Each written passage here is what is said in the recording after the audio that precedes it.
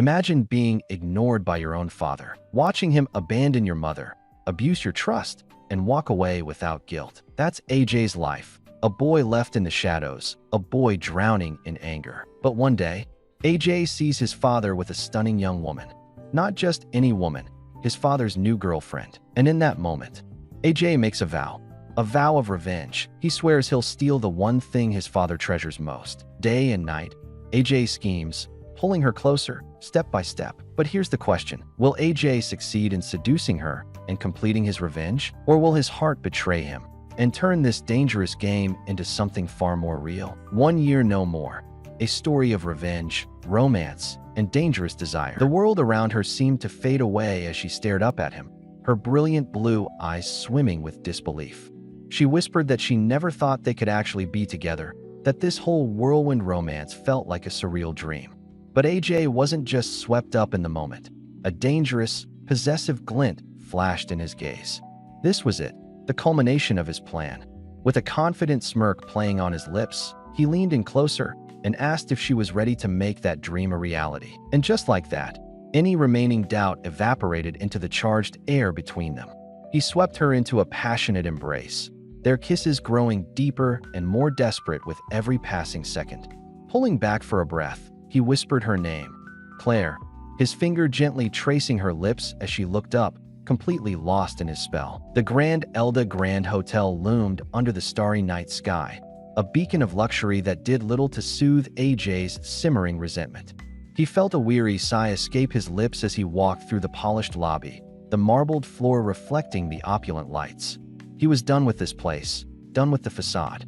With a determined stride, AJ entered the elevator, his hand reaching out to press the call button, his expression a mask of cool indifference.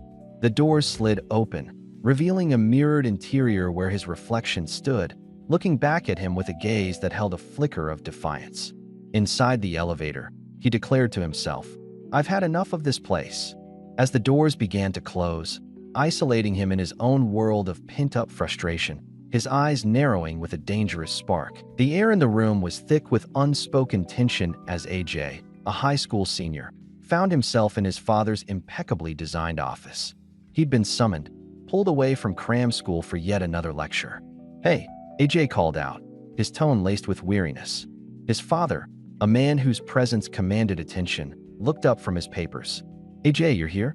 Come on over." He gestured for his son to approach, holding out a stack of documents. "I was at cram school, and you suddenly called me over. What is it this time?" AJ questioned, his voice betraying his frustration. His father's reply was direct.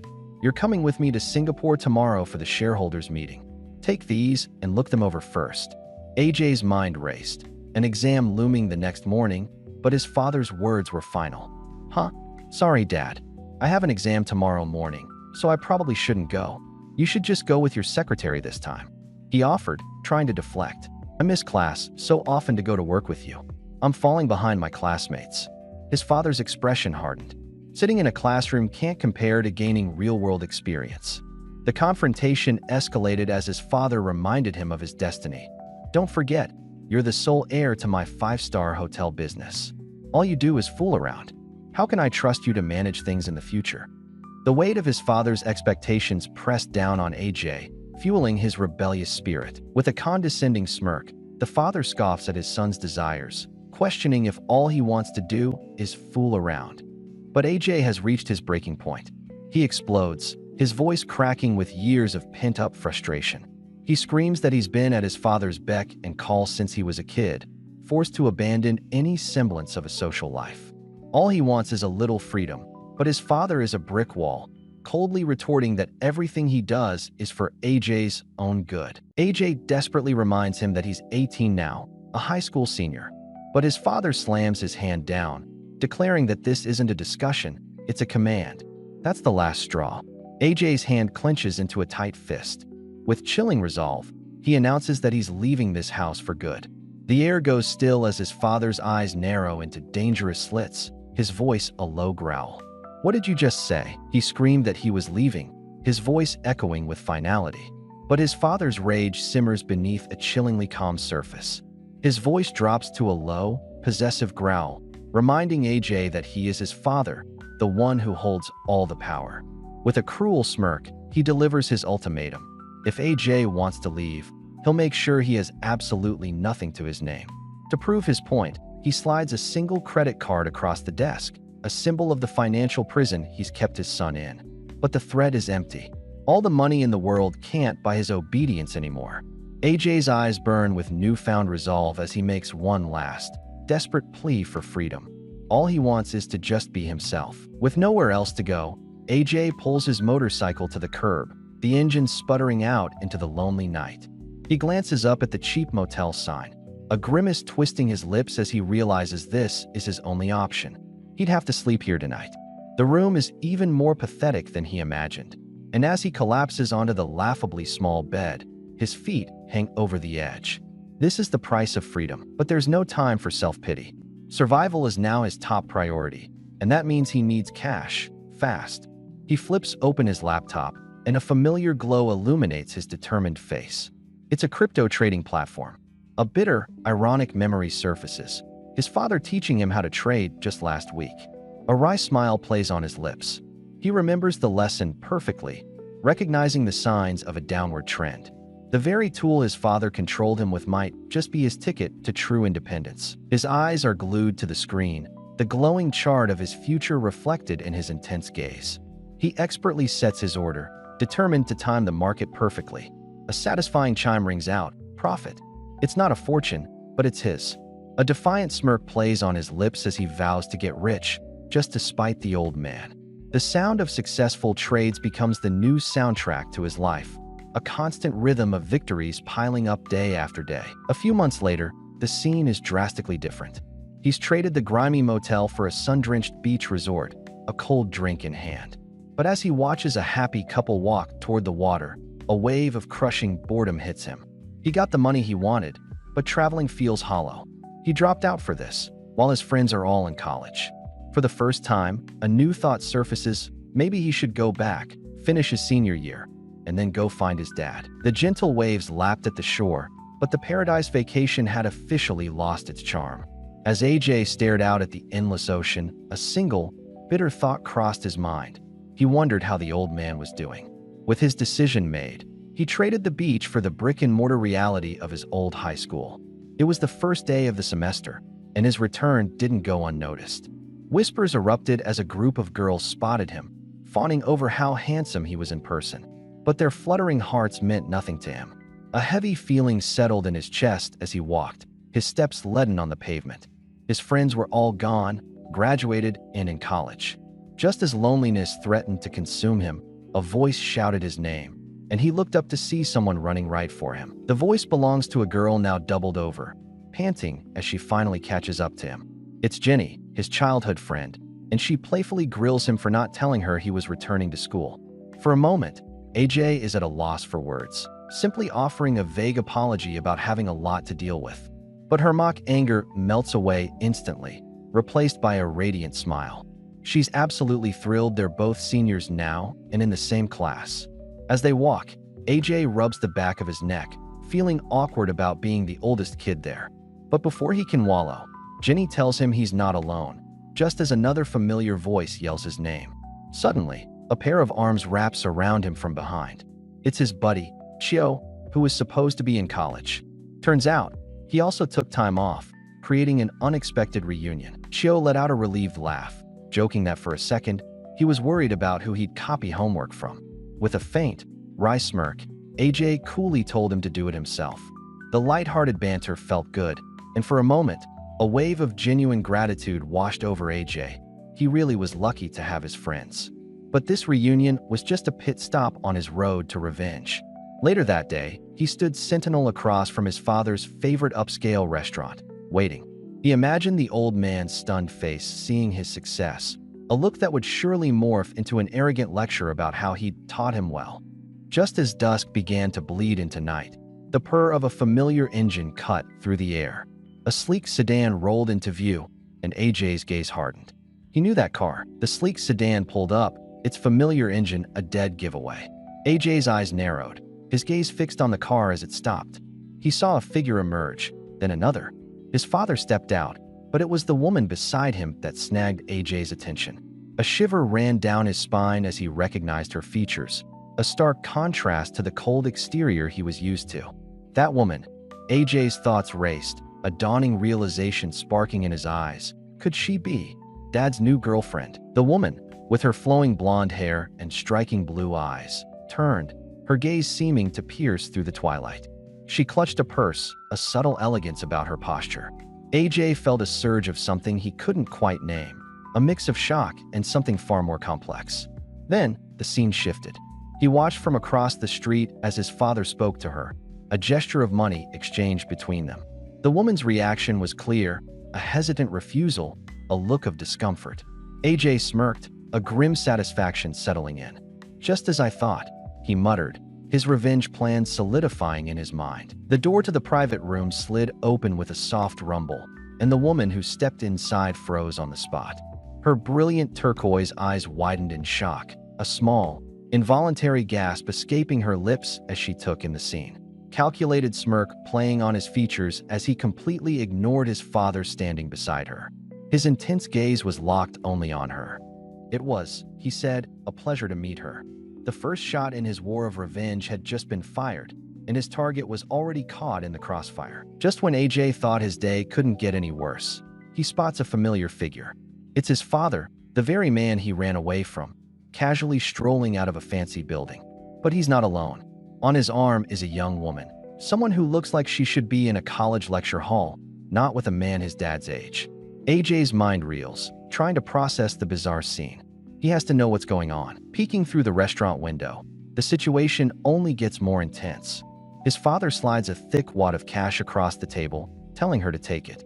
Visibly flustered, the woman refuses, but he insists, telling her it's for tuition and that she's earned it. He then firmly places his hand over hers, pressing the money into her palm. She's left speechless, her eyes glistening with unshed tears. AJ's jaw tightens as a cold, hard certainty washes over him. So this is why his old man hadn't bothered to call. He was too busy entertaining a new woman to even remember he had a son. A lifetime of bitter memories suddenly floods his mind. He recalls acing his exams, only for his father's promise of a reward to be endlessly delayed. He remembers being forced to obey every command, even being kept from his own mother after the divorce. Whether it was studying or working, AJ had done everything demanded of him, desperately chasing an approval that never came. Seeing his father now, splashing cash on a stranger without a second thought, confirms everything. The old man hasn't changed one bit. He's still the same selfish monster who only ever thinks of himself. While he, the son, was forced to suffer, his father was taking everything that should have rightfully been his and just giving it away to a complete stranger. The injustice burns through him. He turns his back on the scene, walking away with a heavy, deliberate stride. For a fleeting moment, a bitter thought crosses his mind, sarcastically wishing them happiness. But that fragile resignation shatters in an instant. The shadows on his face can't hide the dangerous glint that ignites in his eyes as a chilling resolve takes hold. He's done begging for scraps from his foolish father.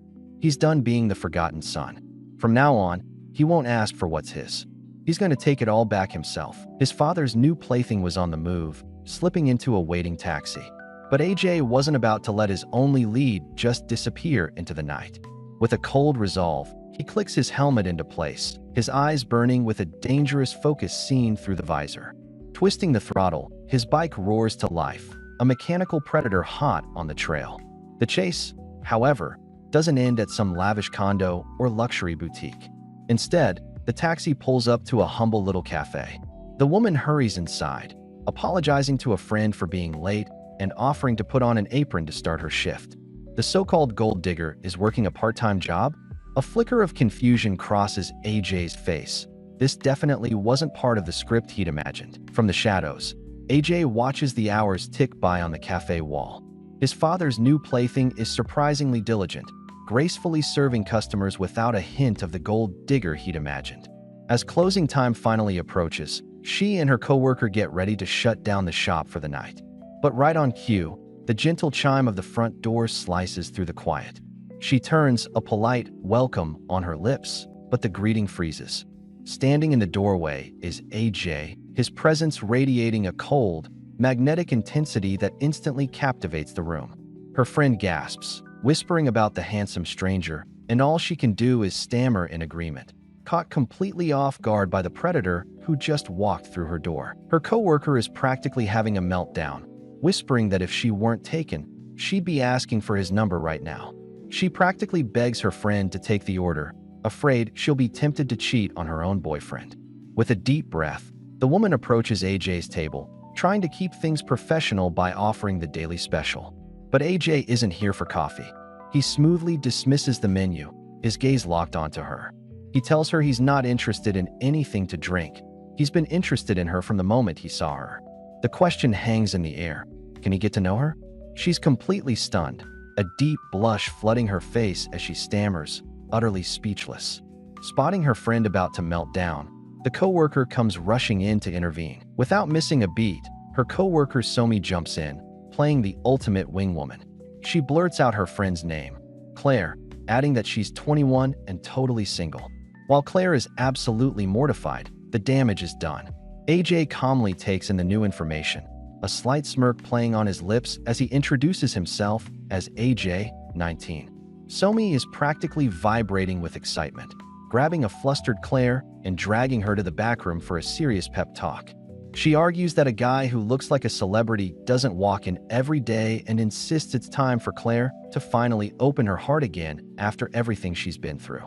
Convinced there's no harm in just talking, she gives her friend one last encouraging push back towards the predator waiting at the table. Propelled by her friend's relentless encouragement, Claire finally relents with a flustered, barely there, okay. Taking this as a win, Somi tells her to make him her favorite drink, a Thai iced tea, a detail Claire is shocked she even knew. A moment later, with her heart hammering against her ribs, she nervously places the drink on AJ's table. But our boy isn't focused on the drink itself. His gaze is sharp, cutting right through her as he states, "You like Thai iced tea?" It's not a question, it's a declaration. Stunned that he noticed, she can only manage a timid nod. A dangerous smirk touches AJ's lips as he stares down at the glass. Looks like he'll be developing a taste for it, because this hunt is just getting started. 2 weeks fly by, and the scene shifts to the sprawling campus of Bangkok University. As a crowd gathers at the university gates, whispers ripple through the air. 2 students gawk at the ridiculously handsome guy leaning against the wall, wondering if he's some kind of pop star. That's when Somi, ever the instigator, drags a reluctant Claire to see what all the fuss is about. But as they get closer, Claire's eyes widen in disbelief. It can't be. Before she can even react, Somi is waving her arms wildly, shouting AJ's name and proudly announcing she's brought her friend. Mortified, Claire immediately hides her face behind her bag, but the damage is done. He coolly greets them both by name. Peeking out, she asks what he's doing here. With a smile that could melt glaciers, he says he finished class early and just had to see her. Mission accomplished, Somi promptly ditches them, leaving a flustered Claire alone with the man who's been occupying her thoughts. His voice, low and smooth, cuts through the awkward silence as he asks if him waiting for her is uncomfortable. Flustered, Claire quickly denies it, stammering that she's just not used to this kind of attention. AJ's gaze softens as he laments that it's been 2 long weeks. With her constantly buried in work, they've barely had any time to talk. Feeling a pang of guilt, she starts to apologize, but he expertly flips the script, claiming he's more worried she's working too hard. He then casually mentions that since the cafe is closed, she must be free. Unless, he adds with a probing stare, she has other special work to do. Relieved, she confirms she's free for the day. A predatory smile touches his lips. Without hesitation, his hand gently closes over hers as he declares he's taking her somewhere nice to eat. The hunt continues. The scene explodes onto a seriously lavish hotel, bathed in the golden light of sunset. This isn't just any dinner date. AJ is going all out, ushering his father's new girlfriend into an exclusive private room dripping with elegance. As a waiter stands by, the woman's eyes go wide, her composure cracking as she scans the menu. Her mind reels at the insane prices. It's her first time anywhere this fancy, and even the cheapest dish costs a small fortune. But our boy AJ? He's the picture of cool confidence, leaning back in his chair with a casual smirk. He tells her not to worry about the cost and to order absolutely anything she desires. He's got it covered. What a power move. Despite the grand offer, She politely insists on paying her own way, feeling more comfortable just ordering the most affordable option. Still, a thought solidifies in her mind. From the very beginning, she had a feeling that AJ was someone important. And now, she's starting to see just how right she was. Just when she thought the night couldn't get any more extravagant, AJ leads her out front to a gleaming red sports car. Stunned, she asks if it's really his, and our boy just smirks, casually mentioning it would be more comfortable since she's wearing a skirt. This next-level display of wealth sends her mind reeling. She feels completely out of her depth, wondering why someone so seemingly perfect would ever pursue her. Back inside, AJ senses her unease and gently asks if she's uncomfortable, calling her by name. She admits that she just feels like she doesn't belong in such a high-class world. This new information makes AJ pause, but he quickly pivots with a devastatingly sly question. He leans in, asking if she prefers older guys, feigning concern that he won't be able to win her over. Boom. Claire is left completely frozen, at a total loss for words. Gathering her courage, Claire softly explains that when it comes to relationships, she doesn't believe age matters at all. As long as two people's personalities match, that's the only thing that's important. A wave of relief washes over AJ's face, a subtle smirk playing on his lips as he admits he was worried she only liked older guys. Checkmate. He smoothly leans back, flipping the script by telling her that for their next date, she can decide where they go. Claire hesitates, her insecurity showing as she says she only knows ordinary, simple places. But our boy AJ is on another level. He gently reaches across the table, his fingers lightly brushing against hers, reassuring her that it's perfectly fine. He just wants to get to know her better. Just as the tension peaks, the scene cuts, jumping forward 3 days to a bustling high school. Back in the classroom, AJ's got a self-satisfied smirk plastered on his face as he taps away on his phone. It's so obvious that a female classmate leans over, prying into who he's chatting with to make him look so happy. Another friend chimes in, teasingly announcing that AJ is pursuing a college girl. Boom. The gossip mill is officially in motion. Caught red-handed, AJ glares at his friend, muttering that he heard him before brushing it off, insisting they're just talking and it's nothing serious. But that sly grin on his face tells a completely different story. Later that night, as rain streaks down the window, our boy is back at it. Lounging in his pajamas, he's laser-focused on his phone, the screen's blue light illuminating his determined expression. His fingers fly across the keypad as he types out his next move. "Claire, are you free on Sunday?" And just like that, he gets a reply. Claire cheerfully messages back that she's all done with her work for the day. Wasting no time, AJ proposes a casual lunch date in the park. She hesitates, pointing out the recent rainy weather, but our boy has an answer for everything. He smoothly reassures her that if it rains, he'll just drive them somewhere else, completely neutralizing her concern. She agrees, sealing the deal for their next meeting. But the moment his phone hits the table, the charming facade crumbles. A sinister smirk twists his lips as he gazes at the downpour, thinking the harder it rains, the better. The truth comes pouring out in his mind. His father hasn't even bothered to call since their fight. He coldly imagines his dad's shock upon discovering that his forgotten son has stolen his woman. Now, it's just a matter of time. In a final, chilling thought, he apologizes to the unsuspecting Claire. She never should have met his dad. Just as planned, Sunday arrives under a gloomy, overcast sky. The stage is set at a scenic park by the water, where AJ waits under a tree, the picture of calm patience. A soft voice calls his name, and he looks up to see Claire rushing towards him, looking absolutely adorable in a pink dress. Apologizing for the wait, she asks if he's been there long, but our boy smoothly brushes it off, claiming he only just arrived. That's when he spots it. She's holding a full-on picnic basket. He can't help but let a genuine thought slip out, calling her cute. She shyly admits she made sandwiches herself and hopes he'll like them.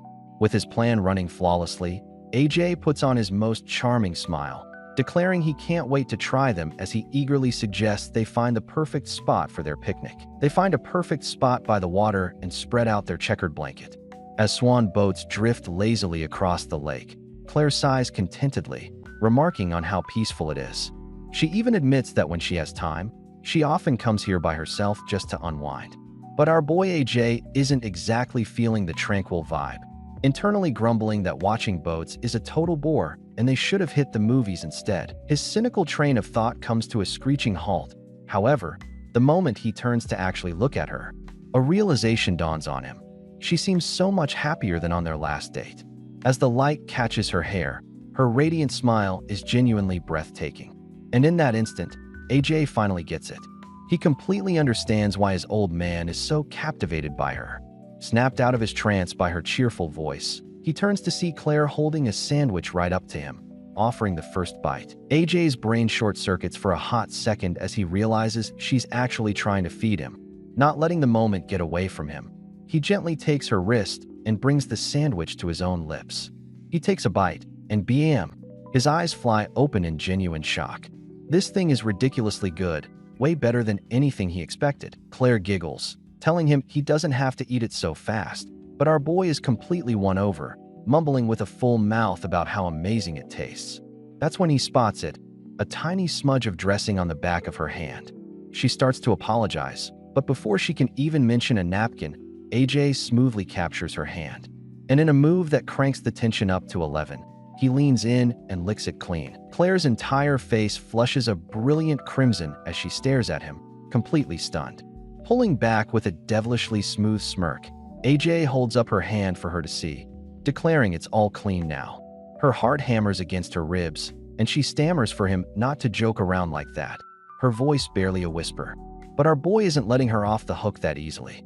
He leans right back into her personal space, his eyes locking onto hers as he playfully asks if she's shy. Just as the tension reaches its peak, a deep rumble echoes from the heavens. The sky abruptly darkens and unleashes a sudden, torrential downpour. Claire looks up in disbelief, murmuring that it's raining as fat drops begin to soak their blanket and everything on it, instantly ruining their perfect date. As the sky unleashes its fury, AJ doesn't look fazed in the slightest. In fact, a cool, calculating glint enters his eyes.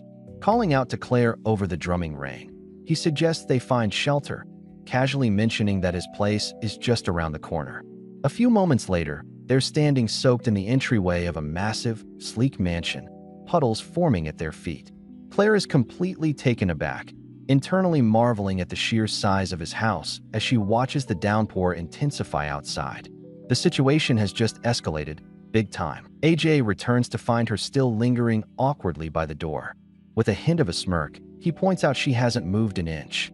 He holds up a fresh towel, urging her to come further inside so they can finally dry off.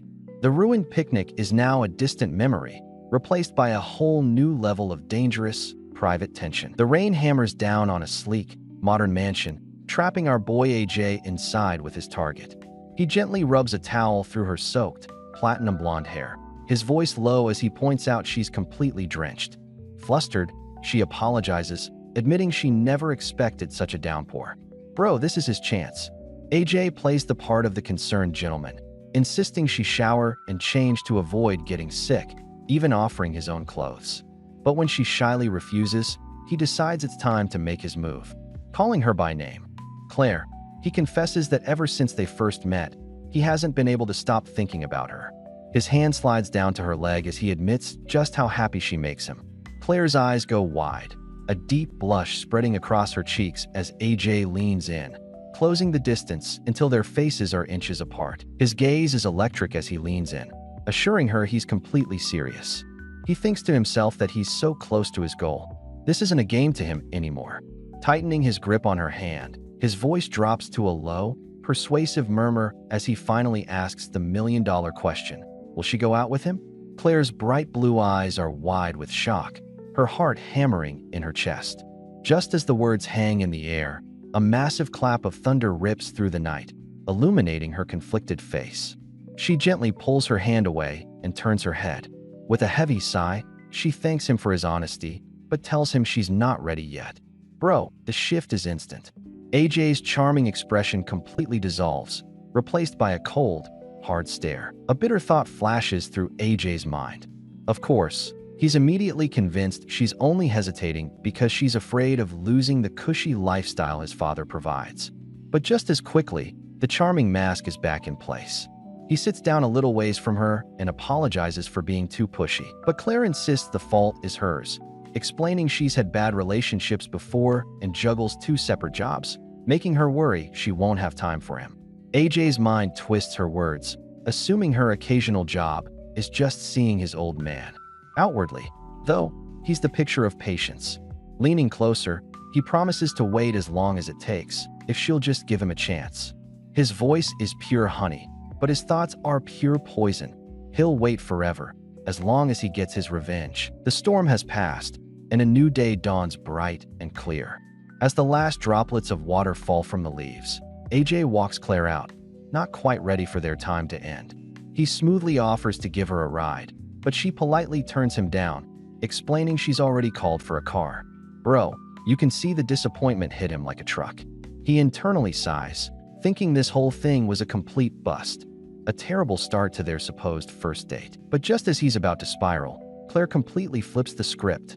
Sensing his dejected mood, she quickly reassures him, suggesting they go out again. Not only that, she promises to prepare food herself. And then, she drops the bombshell. Even with the rain, she didn't think their date was bad. AJ's head snaps up. He latches onto her words, promising their next date will be even better.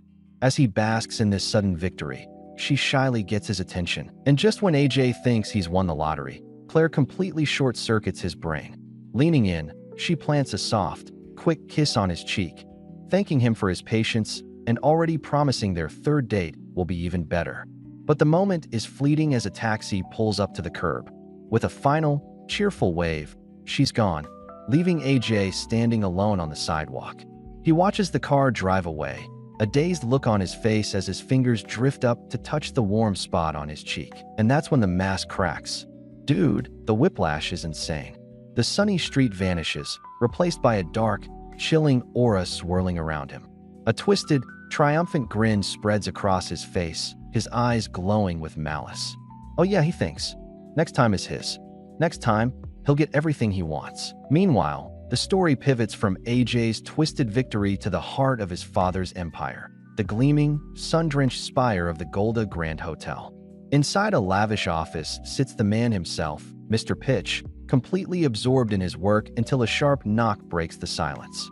A young, blonde woman enters, her heels clicking on the polished floor as she announces her presence. Mr. Pitch makes some small talk about the recent rain, telling her not to catch a cold.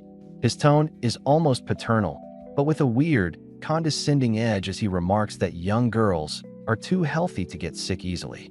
She just smiles brightly, playing along and promising to do her best to help him. But then, she changes the subject, and the friendly atmosphere chills. She asks if his son has returned home yet. The atmosphere in the office shifts from chilly to straight-up icy. The blonde woman presses on, her voice firm, telling Mr. Pitch that it's about time he told his son about that. The powerful chairman's composure finally cracks, and he slumps in his chair, the weight of the world on his shoulders. He admits he's at a loss. AJ still refuses to come back. But then, pride takes over. He dismisses her with a wave, coldly stating that AJ will return on his own. Just as she reaches the door, he calls her name. His gaze turns sharp and calculating as he observes her. He notes that she seems to be in a suspiciously good mood lately, always staring at her phone. He leans forward, his voice low and laced with accusation, and asks the one question she wasn't ready for. Are you in love? She completely freezes, a deer in the headlights as a bright blush floods her cheeks. She's so busted, caught completely off guard. The woman freezes solid, a massive blush creeping up her neck as her bright blue eyes go wide. She's totally speechless, but inside her head, it's a different story, a happy, dreamy hum that confirms everything. Yeah, Mr. Pitch definitely hit the mark with that question. Later that night, the city is still under a full moon. Back in the cold, sterile fortress of his office, Mr. Pitch is still grinding away when his desk suddenly buzzes to life, the sharp sound cutting through the silence. He glances over, irritated, wondering who could possibly be calling at this ungodly hour. But his annoyance instantly evaporates, replaced by pure, unadulterated shock. The name glowing on the screen is the last one he ever expected to see. Son. It's AJ. The phone screen slices through the silence of the dark room, displaying a single, cold word. Son. With a flash of irritation, the man answers the call, his voice already laced with condescending venom as he asks if his son is lost and needs directions home. But on the other end of the line, AJ is the picture of smug satisfaction.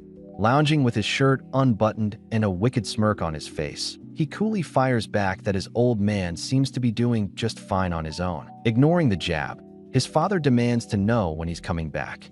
AJ, however, is now in control. He calmly states that he'll return when his business is concluded, casually mentioning he's back for his senior year.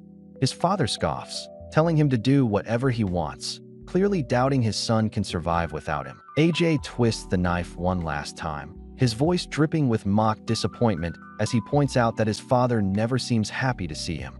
But the old man's patience has finally snapped, and he curtly announces he's hanging up. The line goes dead, but AJ isn't fazed in the slightest. He just scoffs, a look of chilling resolve solidifying on his face as he lowers the phone. The next morning, he's strolling onto the school grounds, letting out a deep yawn. He'd stayed up way too late video chatting with Claire, the target of his revenge. A soft, genuine smile tugs at his lips as he reminisces. He can't believe they could talk for hours, a dangerous sign that his vengeful game is already becoming far too real. Just as AJ is lost in his thoughts about Claire, a cheerful voice yanks him back to reality. AJ, it's his classmate, Jenny, waving energetically as she falls in a step beside him. But her morning routine is a little different. Before AJ can even process what's happening, she whips out her phone and starts a TikTok live stream. She brightly announces to her fans that she's walking to school with him today, putting him right on the spot.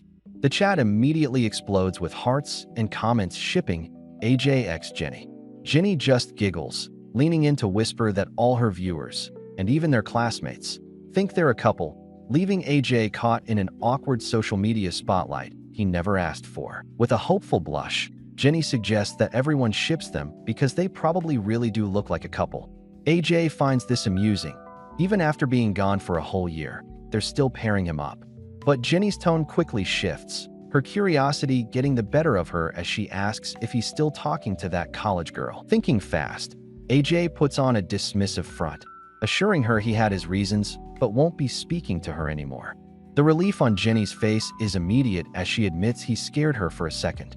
But while she's relieved, a cold look flashes in AJ's eyes.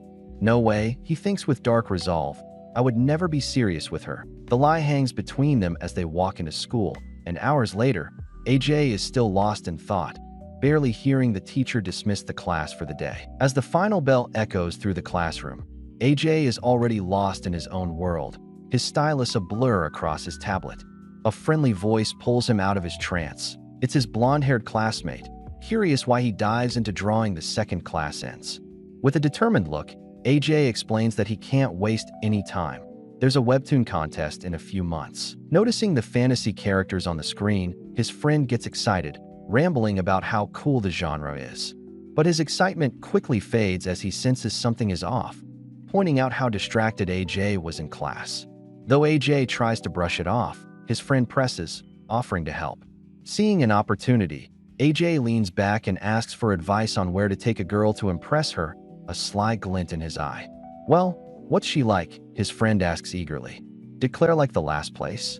The name hangs in the air, and AJ's focus shatters, his thoughts consumed by her once more. With his friend's question hanging in the air, AJ's mind drifts away, consumed by visions of Claire.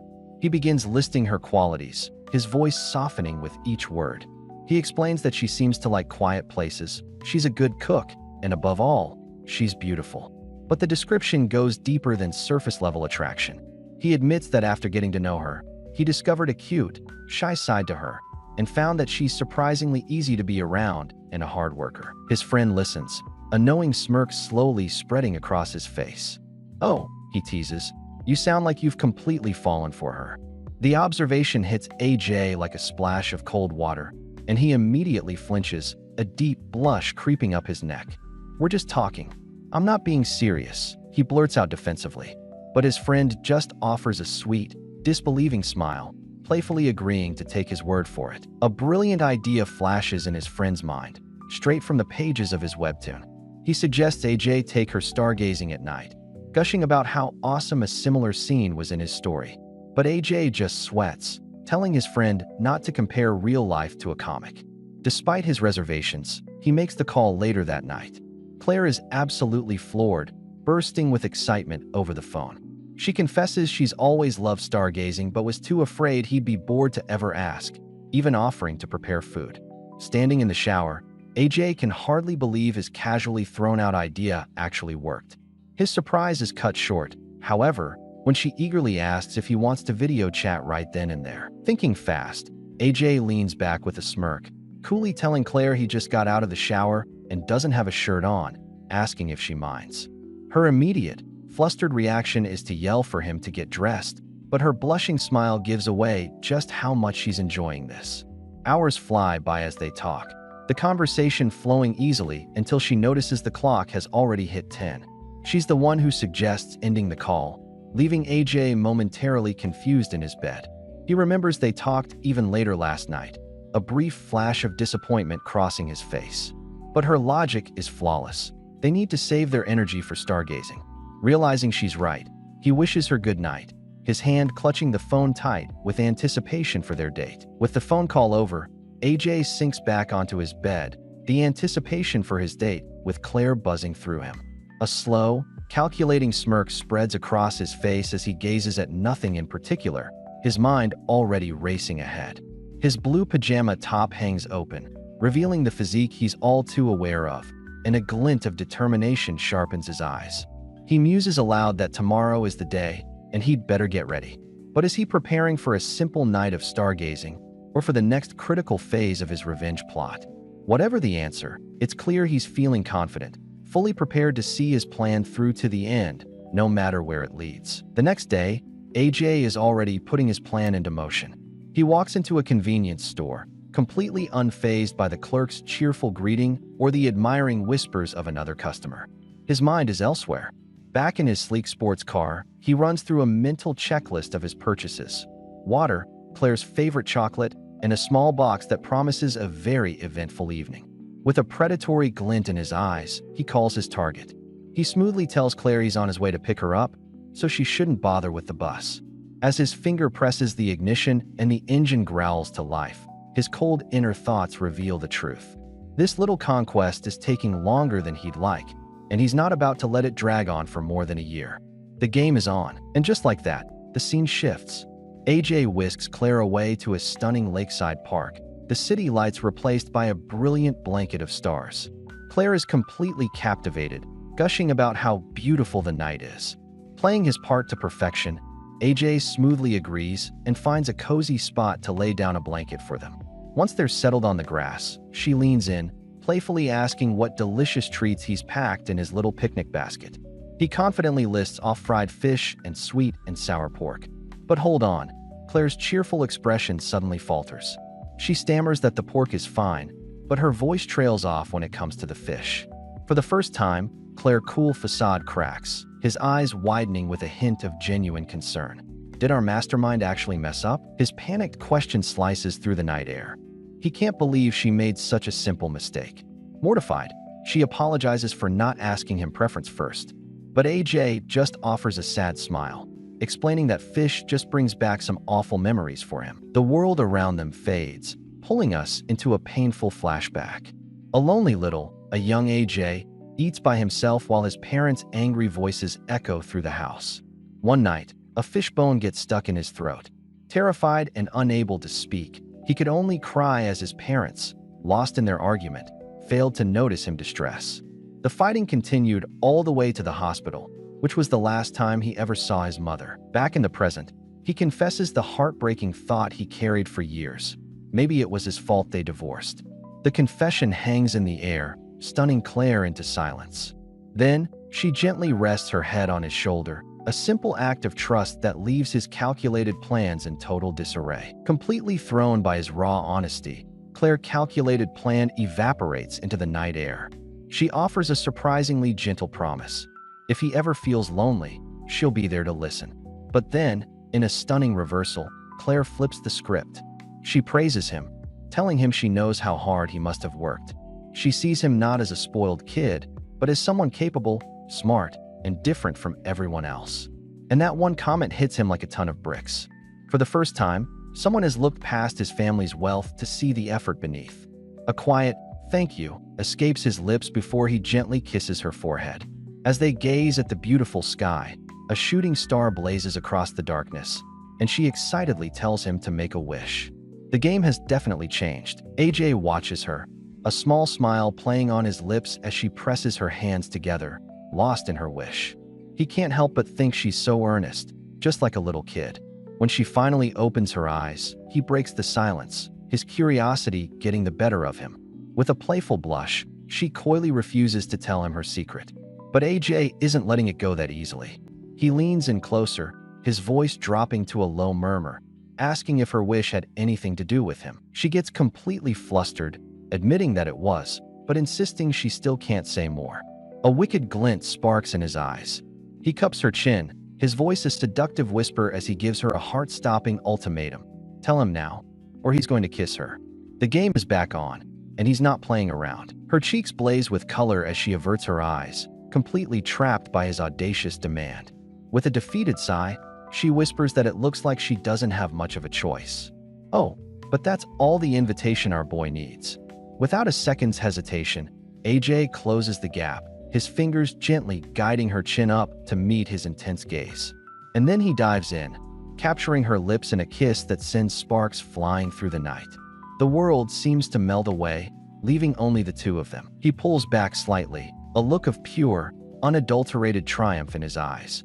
Still breathless and flustered, she tries to reclaim some ground, stammering that this means she's off the hook about her wish, right? But AJ's smug, victorious smirk says it all. The game isn't over, it's just getting more interesting. The kiss instantly deepens, and for a moment, they're both completely lost in it. A soft murmur escapes her as her hand instinctively clutches the fabric of his shirt. But just as quickly as the passion ignited, reality comes crashing back down. She shoves him back, her chest heaving as she stammers for him to wait. Our boy looks genuinely confused, asking what's wrong. With a panicked glance around, she points out the obvious. It would be disastrous if anyone saw them, but AJ just scoffs, turning his gaze to the stars with an infuriatingly cool demeanor. He dismisses her fears completely, saying who cares? It's just a kiss.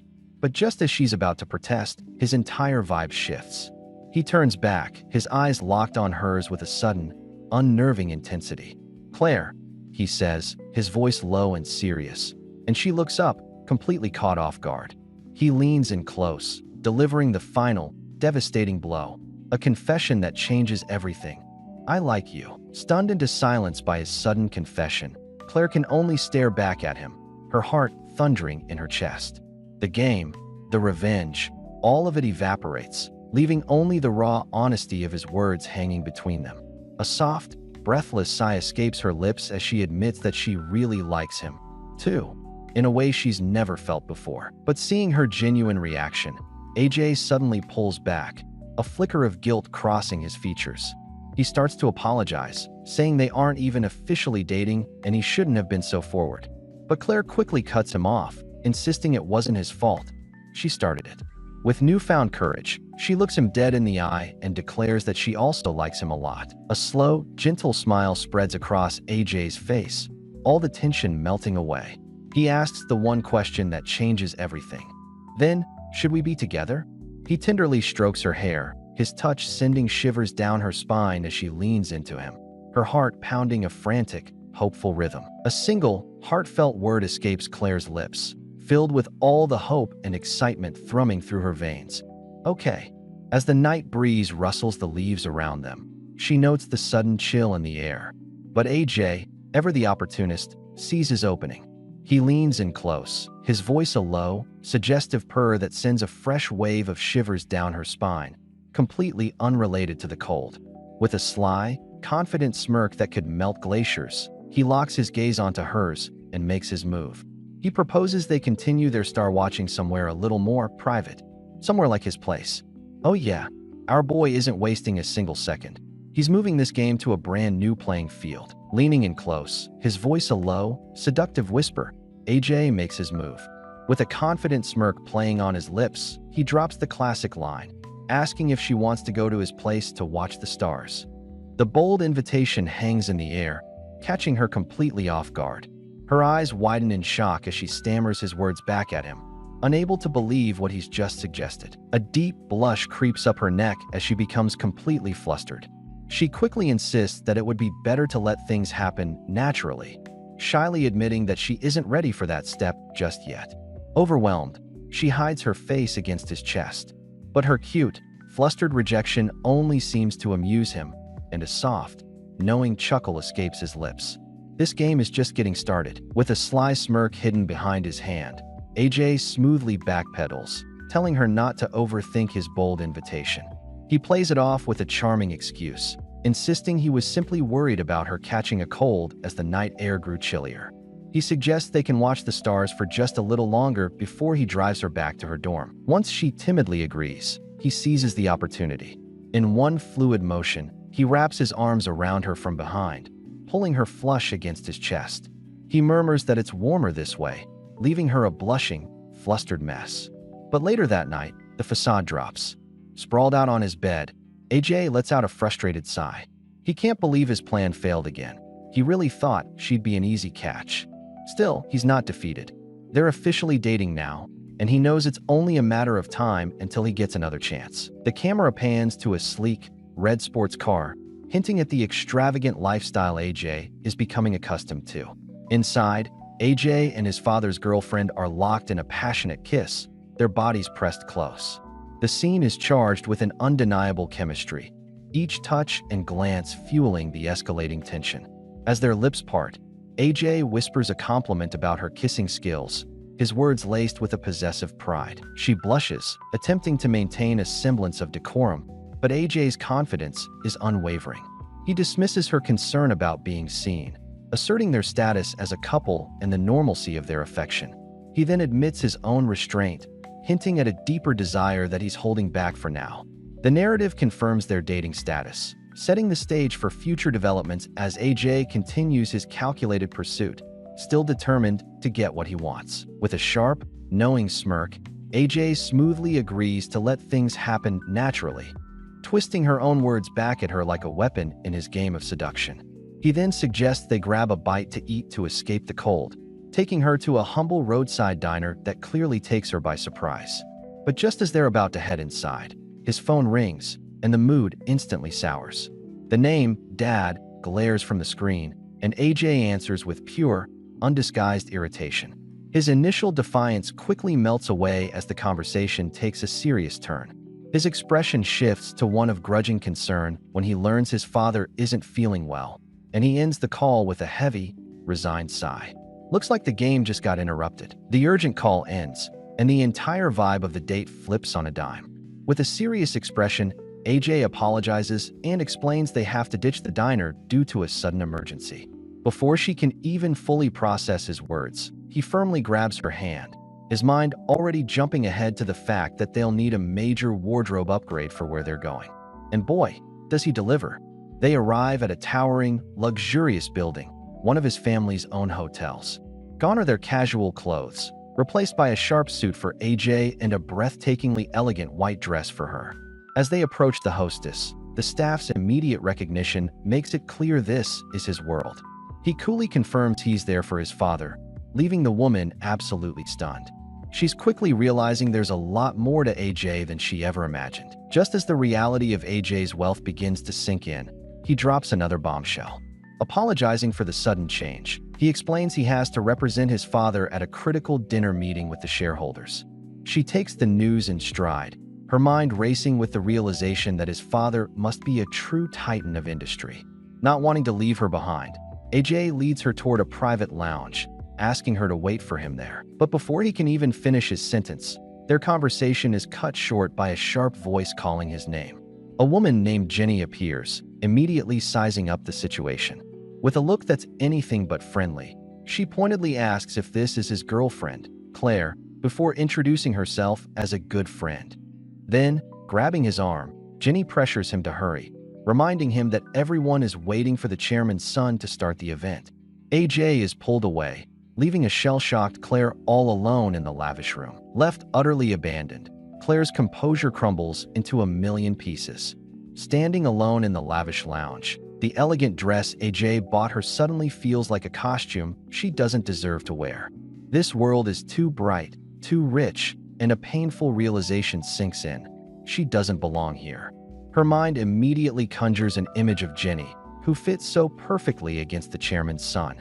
She's even seen them on his social media, looking like the ideal couple, and the comparison is devastating. The horrible thought takes root. What if she's just a side character in his story? A temporary amusement? Unable to stop the tears, she escapes to the restroom, desperate to hide her breakdown. But there's no escape. The whispers follow her, as two women start gossiping about AJ's mysterious new date. The whispers cut through the restroom air like knives, confirming every single one of Claire's worst fears. The women gossip openly, comparing her to the classier Jenny, decreeing that AJ and Jenny are a far better match. The casual cruelty is a gut punch, leaving her feeling utterly worthless. 2 agonizing hours later, the sound of determined footsteps echoes in the now quiet lounge. AJ finds her sitting alone and gently strokes her hair, telling her the long meeting is finally over. His eyes drift to the empty table, and he asks if she ate. Too embarrassed to admit she couldn't, she lies, claiming she ordered fried rice. Oblivious, he remarks that she must really love it. As he offers a ride, and they start to leave, Claire suddenly freezes, planting her heels firmly on the floor. She isn't going anywhere. Sensing her hesitation, AJ turns, his voice softening as he asks what's wrong. With her gaze fixed on the floor, Claire finally lets her insecurities spill out. She confesses that she thinks he and Jenny are better suited for each other, questioning why he ever pursued her in the first place before quickly apologizing for overthinking. But for AJ, it all clicks into place. This is why she was so quiet, and why she lied about eating. In a swift, decisive motion, he closes the distance, backing her against the bar until her hands press against his chest. He reveals he knew she hadn't eaten, explaining that he'd been so enraged the staff neglected her that he almost had them all fired. Then, looking directly into her eyes, he dismisses her fears about Jenny, insisting that he's not interested in anyone but her. Loosening his tie, his gaze burns with intensity as he finally confesses the simple truth. It's all because he likes her. AJ's confession hangs in the charged air, and Claire gasps, a deep blush spreading across her cheeks. Every single insecurity vanishes in an instant, replaced by pure, unfiltered joy. A brilliant smile finally breaks through her anxiety as she breathlessly admits that she likes him a lot, too. That's all the permission AJ needs. He closes the final gap between them, capturing her lips in a passionate kiss that says everything words can't. But as they part, reality crashes back in. A flash of panic crosses Claire's face, and she pushes back gently, her hand landing on the bar as she insists they shouldn't be here. Unfazed, AJ just murmurs that everyone else has already gone home, pleading for just a little longer. Their intimate moment, however, isn't so private. From a nearby doorway, a woman with piercing green eyes watches them, a silent, chilling storm brewing in her gaze. The world blurred as AJ collapsed, his hand weakly fumbling for his phone before he was pulled under by a wave of exhaustion. His last thought was that it was already 7 o'clock. 1 year later, sunlight streamed into a bustling high school classroom. A cheerful, blonde-haired student bounded over to AJ's desk, vibrating with energy. He excitedly asked AJ if he was free for the movies tomorrow. When AJ mentioned he had plans with someone named Claire, his friend's eyes lit up, suggesting he just invite her along. With a hopeful grin, he added that another girl, Jenny, would go if AJ was there. A slow, calculating smirk touched AJ's lips. He agreed to ask Claire, musing aloud that they hadn't been to the movies together yet. With a cool, calculated expression, AJ glanced up from his phone in the classroom, confirming to his friend Chio that Claire was coming. Chio's face lit up, and he eagerly declared he'd see them tomorrow. The next day, at a massive, sunlit mall, Claire sat alone on a bench, her hands clasped nervously in her lap. She hoped she'd be able to get along with AJ's friends. Her anxious thoughts were interrupted by approaching footsteps and a friendly voice asking if she was Claire. Looking up, she saw a cheerful young man who introduced himself as Chio, AJ's friend, and gushed about how pretty she was, instantly putting her at ease. Claire mentioned she heard from AJ about Chio's love for drawing. The cheerful boy lit up, proudly declaring his dream to be a Webtoon artist. They bonded instantly over a shared love for fantasy romance series, and Claire found him incredibly easy to talk to. Seizing the moment, a blushing Chio asked if she would model for his main character, thinking he knew she was his perfect muse the instant he saw her. Before a flustered Claire could fully process his request, AJ's sharp footsteps interrupted them. He arrived with Jenny, his gaze locked on the pair as he coolly stated he was giving their friend a ride. Ignoring Chio completely, AJ took Claire's hand and announced they were getting food before the movie, leading her away and leaving the other two standing in stunned silence. At the restaurant, Jenny casually remarked that AJ must really love the steak since he ordered it every single time. Lost in the taste, AJ simply confirmed it was delicious. With a familiar ease, Jenny then chided him for always picking out his vegetables. Watching their easy banter, Claire felt like an outsider, deciding it was best not to interrupt. Her thoughts were shattered when Jenny suddenly turned to her, pointing out how quiet she'd been and asking if she felt unwell. Completely flustered, Claire quickly stood up, announcing she needed the restroom. Alone, she let out a shaky breath, admitting to her reflection that she always got nervous around Jenny. In the cold silence of the restroom, Claire wrestled with her thoughts, admitting to herself that ever since meeting Jenny, she'd been completely bothered. Remembering a friend's advice that she always overthinks, she tried to force a smile and cheer up. But her moment of self-reflection was shattered when Jenny walked in, her expression unreadable. Slashing straight to the point, Jenny stated there was something Claire needed to know. With chilling directness, she declared that it was better for Claire to break up with AJ sooner rather than later. Her voice dropped, leaning in to deliver the final blow, revealing that AJ was actually. The unspoken truth left Claire utterly broken, collapsing into a stall as quiet sobs racked her fallen form. With a grave expression, AJ's friend Chio slashed straight to the point, demanding to know if AJ was just playing around with Claire. He admitted he didn't know AJ's goal, but as a friend, he had to issue a stern warning. If AJ kept this up, he would end up losing everyone. Just then, the soft click of heels announced an arrival. AJ's face softened as he saw Claire, telling her it was perfect timing and he'd been worried. But her face was a mask of sorrow. She flatly stated she wasn't feeling well and was going home. Panicked, AJ grabbed her arm, insisting he'd take her, but she pulled away sharply, telling him she could get home herself. Before he could react, Jenny latched onto his other arm, cheerfully announcing the movie was about to start. Dragged into the theater, AJ was a ghost.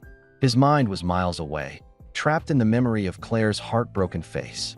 He barely registered Jenny's voice slashing through the haze as she and Chio appeared, tickets and popcorn in hand, ready for the show.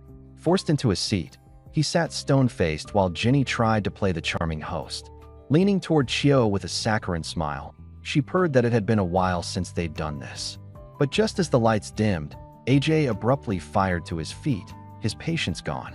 He was done playing games, leaving a shocked Jenny and a popcorn-choking Chio calling his name into the darkness. AJ's shoes clacked, his mind racing. Claire couldn't be far, but his calls went unanswered. "She's not answering her phone," he muttered, frustration building. Then, his eyes locked onto a distant, radiant figure. He knew it was her. As he neared, he saw her slumped, fiercely clutching a phone. "I can't give it to you yet," he thought. "Mom, you almost made it so I couldn't stay in school," she cried, electric blue eyes glistening. "Couldn't you have just waited until I graduated?" AJ's patience snapped. "Claire," he boomed. She flinched, startled. "What are you doing here? Aren't you going to the movies?" AJ's gaze was intense. "I was worried about you. My girlfriend isn't feeling well. How could I not care?" Claire's voice was a fragile whisper. "Worried about your girlfriend, huh? Do you really mean that?" AJ's raspberry pink eyes widened in disbelief, his voice sharp as he called her name, demanding what was suddenly wrong. He insisted they talk, asking if he'd upset her. Claire, a fragile, distant smile on her face, declared he no longer needed to pretend. She knew his kindness was a charade, exhausted by the deception. "Let's break up," she announced, stating they were from two different worlds before turning away. AJ watched her retreat, a fierce realization hitting him. How did she find out? What exactly does she know? He connected her sudden shift to her return from the restroom. But he wouldn't let her go.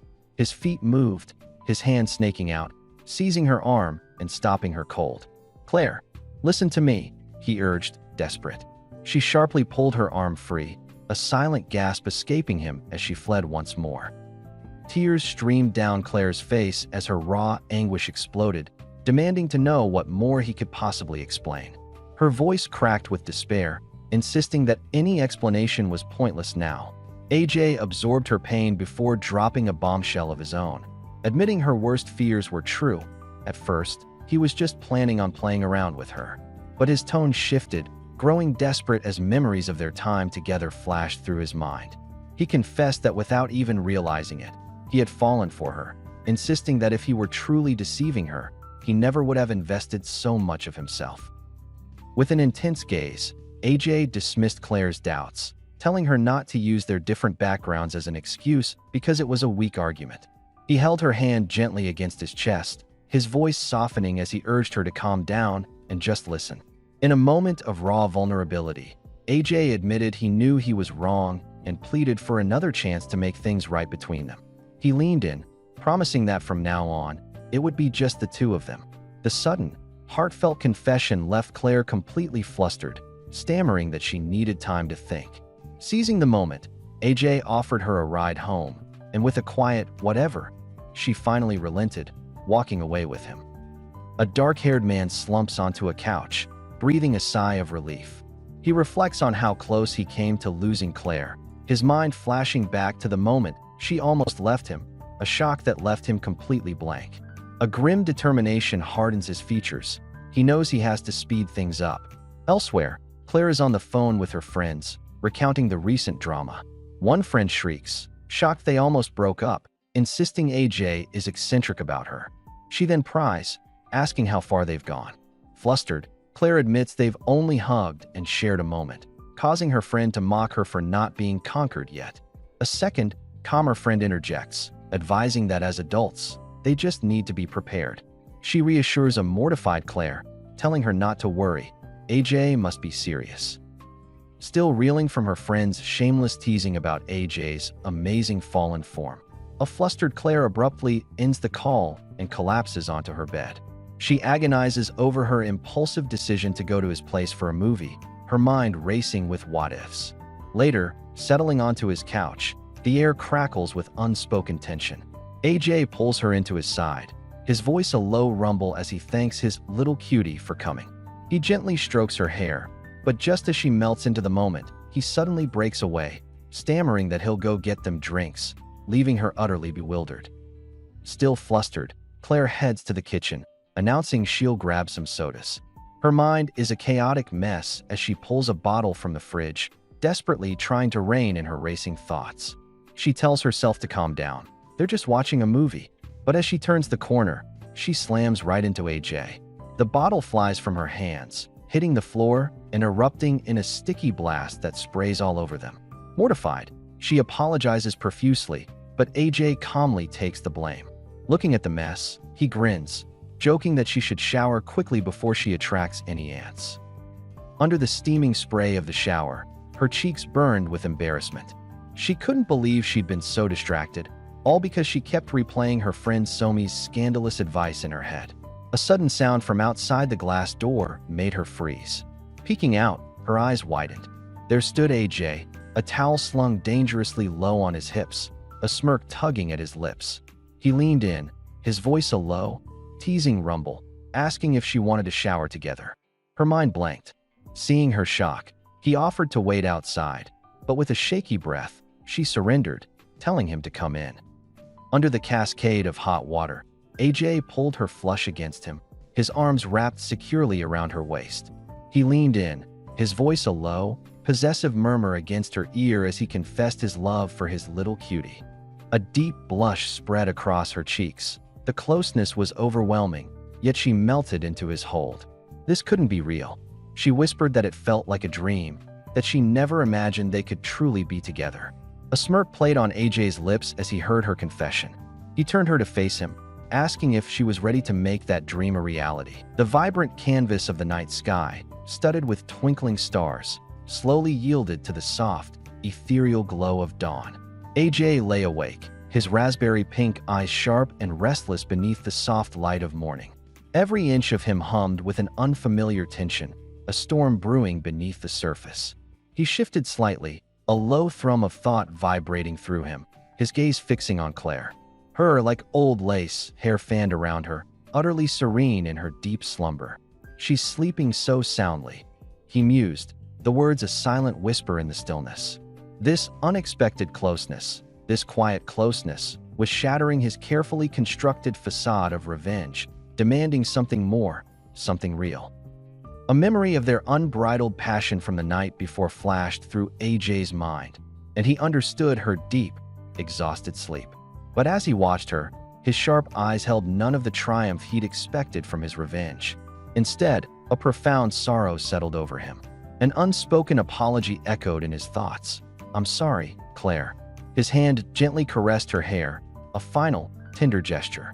The devastating reality crashed down on him. This was it. This was probably the last time they would ever see each other. Her bare feet padded softly down the stairs as she found AJ waiting, immediately questioning why he hadn't woken her. He turned, now dressed in a sharp black jacket, and coolly apologized, explaining he'd taken a while to change.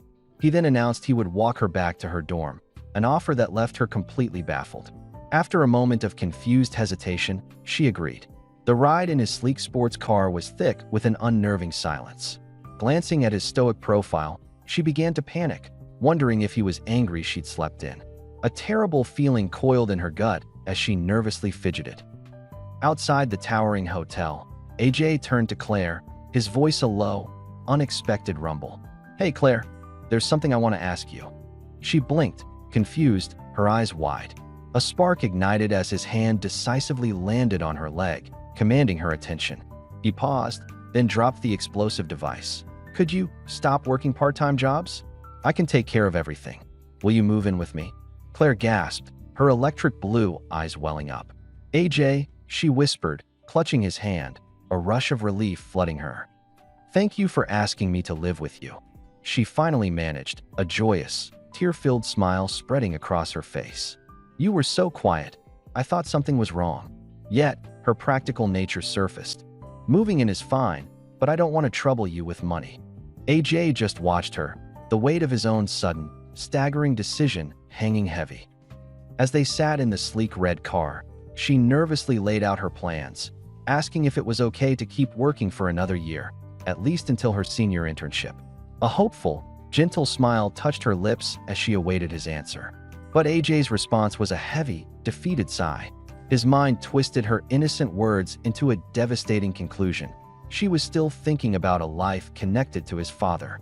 He bitterly thought to himself that in the end, she still chose that old man. What was he even hoping for? His resolve hardened. "In that case," he began, his voice chillingly calm. "Let's break up." The words dropped into the silence, shattering her world. Her eyes went wide in utter disbelief, unable to process what he'd just said as she stammered, asking what he could possibly mean. Her fingers nervously intertwined in her lap, her voice a soft, uncertain whisper as she wondered if she'd done something wrong. AJ, raspberry pink eyes shadowed and unreadable, finally turned from the road. He declared she'd done everything right, except for one critical thing. His arms crossed, a tense barrier of defiance, as he slowly revealed the missing piece. His gaze sharpened, burning with accusation, demanding to know why she was clinging to his father. Her electric blue eyes snapped wide, mouth falling open in utter disbelief. She fiercely retorted that she'd never even met his dad, insisting he had the complete wrong idea. AJ's face clouded, a fleeting struggle crossing his features before he buried his face in his hands, muttering, "Misunderstanding." He then looked up, a predatory glint entering his eyes. "Is that so?" Her hands flew to her mouth, a gasp catching in her throat as the devastating realization crashed down. His dad was Mr. Pitch. AJ twisted his head, a cruel smirk playing on his lips. "So you finally remembered?" His eyes dropped, a chilling confession escaping. "I only got close to you to get back at my dad for fooling around with you." He snapped his gaze up, piercing her. "Did you really think I dated you because I liked you?" Eunice flinched, hand to her chest. "But there's nothing between me and Mr. Pitch," she pleaded. AJ scoffed. "Oh yeah." A flash of cash, then his voice slashed through the air. Why would my dad give you so much money? Why meet him? Why would a college student like you be alone with my dad? Her tear-filled eyes locked onto him. If I misunderstood, then explain it. A heartbreaking sob tore through her. Shoulders slumping, she whispered, "What's the point? You won't believe me anyway." Fresh tears streamed down her face. "I was such a fool, believing everything you said. I really thought you liked me." A bitter understanding dawned. "Now I get it. Everything up until now was just a lie." A single tear escapes her electric blue eyes as the crushing realization hits. Her friend Jenny had been right about everything. Turning without another word, she walks away, each step echoing her profound heartbreak.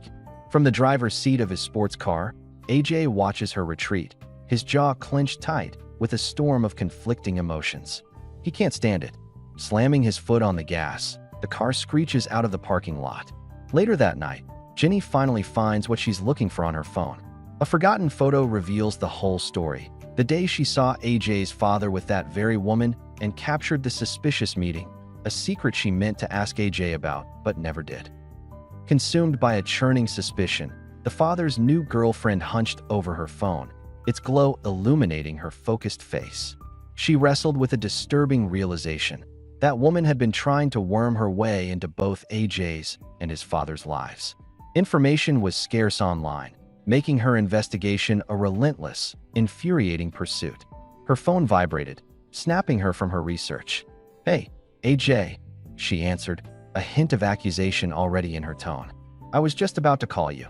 AJ's voice echoed back. "What's up?" She immediately jumped on him, dismissing his implied question. "And no, I didn't say anything to Claire that day. But seriously, it was really crappy of you to ditch me at the movie theater like that." Then, a sudden, chilling silence. What he said next made her fire upright in bed, eyes wide with utter shock. "What?" Her hand flew to her mouth, the phone trembling as her world tilted. "You and her broke up?" The words were a dizzying, catastrophic blow, twisting everything she thought she knew. AJ dragged himself onto campus, a living ghost lost in his own shattering world. A sharp tap on his shoulder jolted him, his raspberry eyes snapping wide as Jenny's worried face came into view. "You look terrible," she gasped, concern etched on her features. "Did you even sleep last night?" A hollow laugh escaped him. "Do I look that bad?" Jenny practically shouted. "Yeah, you do." Claire's name, a raw wound, had kept him up all night. The truth of his father's deception and his own colossal mistake burning deep. "AJ, let's go live on Do." Jenny tried again, pulling at his arm. "People are talking about you." But AJ was miles away, his gaze fixed on nothing. "AJ, are you even listening?" she cried, her voice cracking. Nearby, classmates snickered about their lovey-dovey morning, a sound Jenny waved away. "It's just how we always play around," she insisted, turning to AJ for confirmation. But AJ's raspberry eyes remained distant, his soul consumed by a tempest of regret. AJ's hand sharply pulled away from hers, a stark rejection. Two female classmates watched him go, one calling out, "Don't do that again from now on." Inside the classroom, a teacher announced a new, frantic policy. "Attention, all third years. Everyone will take their graduation exams earlier to prepare for college entrance. University students will share experiences this afternoon, so ask them anything." As the clock edged toward noon, AJ, his mind elsewhere, suddenly rose. "Hey, AJ, where are you going?" a classmate asked. "Home," he stated flatly. She insisted he wait for the afternoon's college visit. AJ, however, slashed her off, his voice emotionless. "I already decided which school I'm going to." A complicated expression crossed her face as he walked out. Letting out a heavy sigh, AJ decides that's enough for today. The revenge he meticulously planned is complete, but the victory feels hollow, leaving only a bitter, empty ache in his chest. As he questions this hollow feeling, his phone buzzes with an incoming call. "Dad." He reluctantly answers, his voice flat. But his father's words on the other end send a violent jolt through him. As rain begins to fall, shadowing his face, the news shatters his composure. His raspberry eyes widen in utter disbelief, a single, choked word escaping his lips. "What?" The scene cuts to an imposing hospital building, the unspoken answer hanging heavy in the air. In the sterile quiet of the hospital room, AJ sits beside his father's bed. His father, looking weary, asks if he's eaten, but AJ just tells him to worry about himself. He learns the illness isn't new. It's been a problem for a while, a secret his father kept hidden. Frustrated, AJ demands to know why he wasn't told. Then, his tone shifts as he asks about the really pretty college girl. His father, confused, clarifies he means Claire, before casually stating she quit yesterday. The words detonate in the silent room. AJ's raspberry eyes widen in shock as he leaps to his feet, sending the stool crashing to the floor. "Wait," he shouts, his voice trembling. "Wasn't she your new girlfriend?" His father just looks back, baffled, scoffing that he's too busy staying alive to date. He reveals Claire was just a helper he hired after a fall. The entire foundation of AJ's vengeful plan shatters in an instant. AJ's father smirked. "Weren't you dating Claire? Why would I steal my own son's girlfriend?" AJ's raspberry eyes widened in disbelief. "Huh?" he choked. "Wait, Dad, how did you know?" he frantically questioned. His father's gaze sharpened. "I didn't know at first." He coolly explained how Claire, his helper, left her phone. The damning truth spilled out. He'd seen AJ's desperate messages. "I miss you so much." After questioning Claire, his son's twisted scheme was laid bare. "And sure enough, I was right," his father concluded, a cold satisfaction in his tone. AJ's world spun, his face draining of color. The heavy realization hammered him. Not only was his revenge a lie, but his father knew everything. His raspberry eyes burned with shame. What have I done?" he uttered internally, profound regret shattering him. AJ, his face a storm of profound regret, finally choked out his confession. "Dad," the single word hung heavy, laden with unsaid apologies, a lifetime of mistakes contained within it. He'd done something truly awful to Claire, he admitted, every shameful detail tumbling from his lips. He recounted the monstrous ways he'd lied to her, the calculated deceptions, the cruel games that had shattered her kind heart. He confessed everything, the vivid memories of Claire's anguish burning behind his raspberry eyes. But AJ's father just sat there, a chilling, indifferent expression etched on his face, listening without uttering a single word. The silence was a crushing weight. "Dad, tell me," AJ pleaded, his fist clenching, desperate for guidance, for anything. He buried his face in his hands, tears welling. "Please tell me, what should I do now?" The raw despair in his voice echoed in the desolate room. AJ's soul was a tempest, his face contorted, a desperate plea ripping from him. "Please tell me, what should I do now?" His father, usually stern, now bore a crushing weight. "AJ, you ended up like this because of me," he confessed, voice thick with regret. "I pressured you, didn't care properly." Flashbacks flooded AJ's mind. A young boy buried under books, his father's voice a constant demand. "I forced you to study hard, dragged you abroad, kept you from fun." The father's hand, a lifeline, seized AJ's. "I pushed you to survive if I wasn't around. But I forgot you're young, and you need your family." His gaze softened. "Regarding your actions, solve problems yourself, do the right thing, and never worry about consequences. That'll be the most valuable lesson." Tears streamed down AJ's face, his raspberry eyes squeezed shut as the crushing weight of his colossal mistake slammed into him. His father's hand reached out, a silent plea. "Come here," the once domineering man urged, his voice softened beyond recognition. "You little rascal, let your old man give you a hug." AJ hesitated, a tempest raging inside him, before he was enveloped in an embrace he hadn't known in years. His father's hand gently patted his back, a silent wave of comfort washing over him. "I'm not a kid anymore. Stop calling me that," AJ muttered, a final flicker of rebellion. His father simply offered a tender, knowing smile, eyes closing in quiet understanding. The scene blurred, transforming into a vivid memory of his father, younger, holding a tiny AJ by the shimmering sea. No matter how much time passes, his father's voice echoed in the present, a profound whisper. "You'll always be Dad's little rascal." Not long after his final exams, AJ's father succumbed to his severe illness, passing peacefully. The profound loss weighed heavily, but before he left, his father revealed the painful truth. AJ's mother had cheated and embezzled funds, leading to their split. This shocking revelation settled deep within him. AJ's uncle stepped in, offering solace. "It's okay. Uncle will take care of everything," he assured, confirming he'd manage the business until AJ graduated. With a quiet, okay, AJ accepted. Now, with his father's final lessons echoing, AJ gripped his phone, his raspberry eyes burning with a new resolve. What he needed to focus on was winning Claire back. But a sigh escaped him as he stared at his screen. She blocked me. I don't even know how to start. The path ahead was anything but clear. The next day, AJ sat frozen in his red car, dread in his raspberry eyes. His blonde-haired friend, a jolt of impatience, barked, "Get out and apologize to Claire now." AJ's voice was a choked whisper. "What if she won't see me?" His friend, unfazed, dropped a bombshell. "I already messaged her you're coming." Shock exploded across AJ's face. "What? When have you been talking to Claire?" His friend smirked. "Since the movies. She hates you, not me." AJ erupted from the car, furious. "Why didn't you tell me?" The friend shrugged. "You didn't ask." He twisted the knife.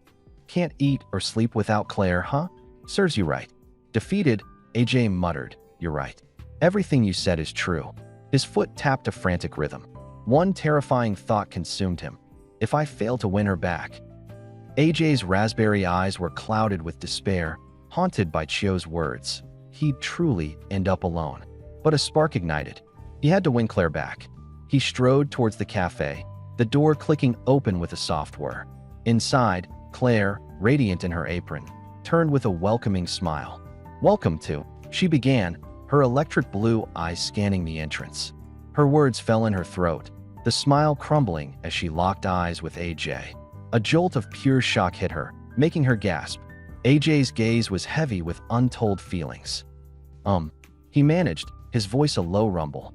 Suddenly, the tray in Claire's hand slipped, clattering loudly to the floor.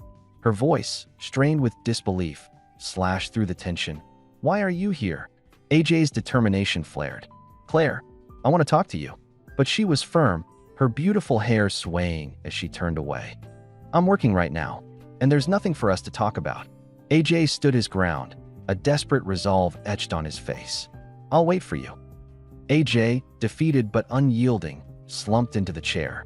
"I'll just sit here and wait," he declared, his voice a raw whisper against the quiet. A frigid silence answered him. Then, like a shard of ice, the command tore through the air. "Please leave." The father's new girlfriend spun away, her long, flowing hair swaying with her resolute movement. "I don't know why you came this time," she stated, her voice tight with suppressed anger, "but I won't fall for it again. You wouldn't even listen to me back then, so why should I listen to your explanation now? Just go." Her electric blue eyes, usually so kind, blazed with hurt and betrayal as she finally faced him. "Because I don't want to see you anymore," she choked out, every word a hammer blow. The soft thud of her retreating footsteps echoed in the vast emptiness, leaving AJ utterly shattered. He stood, his shoulders slumping, a profound regret washing over him. His raspberry eyes squeezed shut, a single, raw apology escaping his lips. "I'm sorry." AJ walks out of the building and slides into the passenger seat of the waiting red car, letting out a heavy, exhausted sigh. His blonde friend, Xiao, glances over from the driver's seat. "So, I got kicked out," AJ admits, his face flushed and looking utterly drained. Xiao lets out a small laugh, unable to resist an "I told you so." His expression turns serious as he asks if everything at least went according to plan. AJ confirms it did. "Go home," Xiao instructs, detailing the next step. A careful alibi involving a lost phone. AJ listens, his resolve hardening despite his obvious doubt. Inside the quiet cafe, the female lead notices AJ's phone resting on the table, forgotten. A brief moment of worry crosses her face. His ride is already gone. Suddenly, the screen lights up with a call from Xiao. She tentatively answers, her breath catching as AJ's voice, low and intimate, comes through the line instead. He explains the situation, asking her to keep the phone for him until tomorrow. A warmth spreads through her as she agrees, the unspoken connection hanging in the air long after she ends the call. A soft sigh escapes her lips as she lingers in the quiet aftermath of their conversation. Her gaze falls upon AJ's phone left on the table. When she picks it up, the screen illuminates, revealing his wallpaper, an old, cherished photo of the two of them.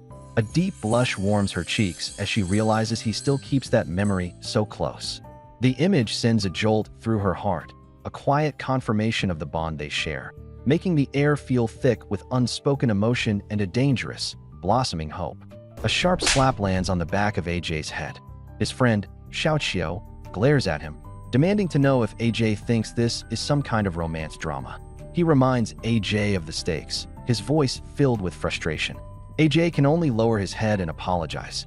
Later, after his friend falls asleep, AJ quietly whispers his thanks into the dark. Across town, the female lead lies awake, unable to quiet her mind. She keeps thinking about AJ. His phone rests on the pillow beside her, a silent temptation. Her hand hovers over it, debating if a small peek would hurt. Giving in to temptation, her finger taps open AJ's phone. Her eyes land on his social media profile, where a picture of a familiar teddy bear sits under the caption, "Miss you." A memory flashes in her mind. AJ at the arcade, winning that very prize for her. Heat rushes to her cheeks as she quickly sets the phone down, telling herself she can't go soft. But her resolve crumbles. She picks it back up, pulling it close, its soft glow illuminating her face as she stares at his heartfelt message. A hand grips the bedding tightly as she tosses and turns. Her eyes flutter open, and a shadow looms over her. It's AJ, his gaze sharp and intense.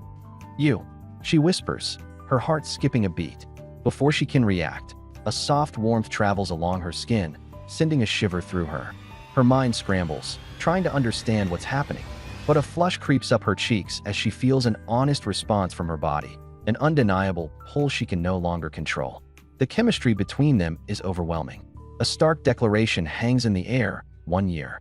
That is the time limit. Her eyes snap open with a jolt, her breath catching in her throat. The haze of sleep vanishes instantly, replaced by the sharp reality of AJ's promise. His words echo in her mind, a vow of freedom within 12 months. The clock is ticking now, each beat of her heart counting down to a future she barely dares to imagine. The weight of his plan settles over her, a mix of fear and a desperate, burning hope. She bolts upright in bed, the remnants of sleep clinging to her. A soft, uncertain sigh escapes her lips. The memory of AJ's promise, 1 year to freedom, feels so vivid, yet so unreal in the quiet morning light. A blush warms her cheeks as a troubling thought takes hold. Has she been thinking about him so much that she's now dreaming of him making such bold declarations? The line between reality and desire blurs, leaving her heart to beat a frantic, uncertain rhythm against her ribs. A silent debate rages within her. One part of her wants to pull back, to stop this dangerous game, but another voice reminds her of the loneliness that would follow. As night settles over the city, the bell on the cafe door chimes softly. It's AJ. His sudden appearance makes her breath catch in her throat.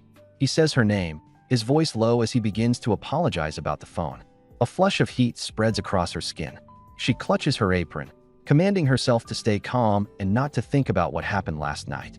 AJ's expression falls as she sets his phone on the table without a single glance his way. She tells him it should be fine now, her tone all business. Just as she turns to leave, he calls out, "Wait," and orders a milk tea, creating an excuse to keep her near. Retreating behind the counter, she feels her heartbeat finally steady, but her relief is short-lived. She watches another staff member approach AJ, asking if he has a partner.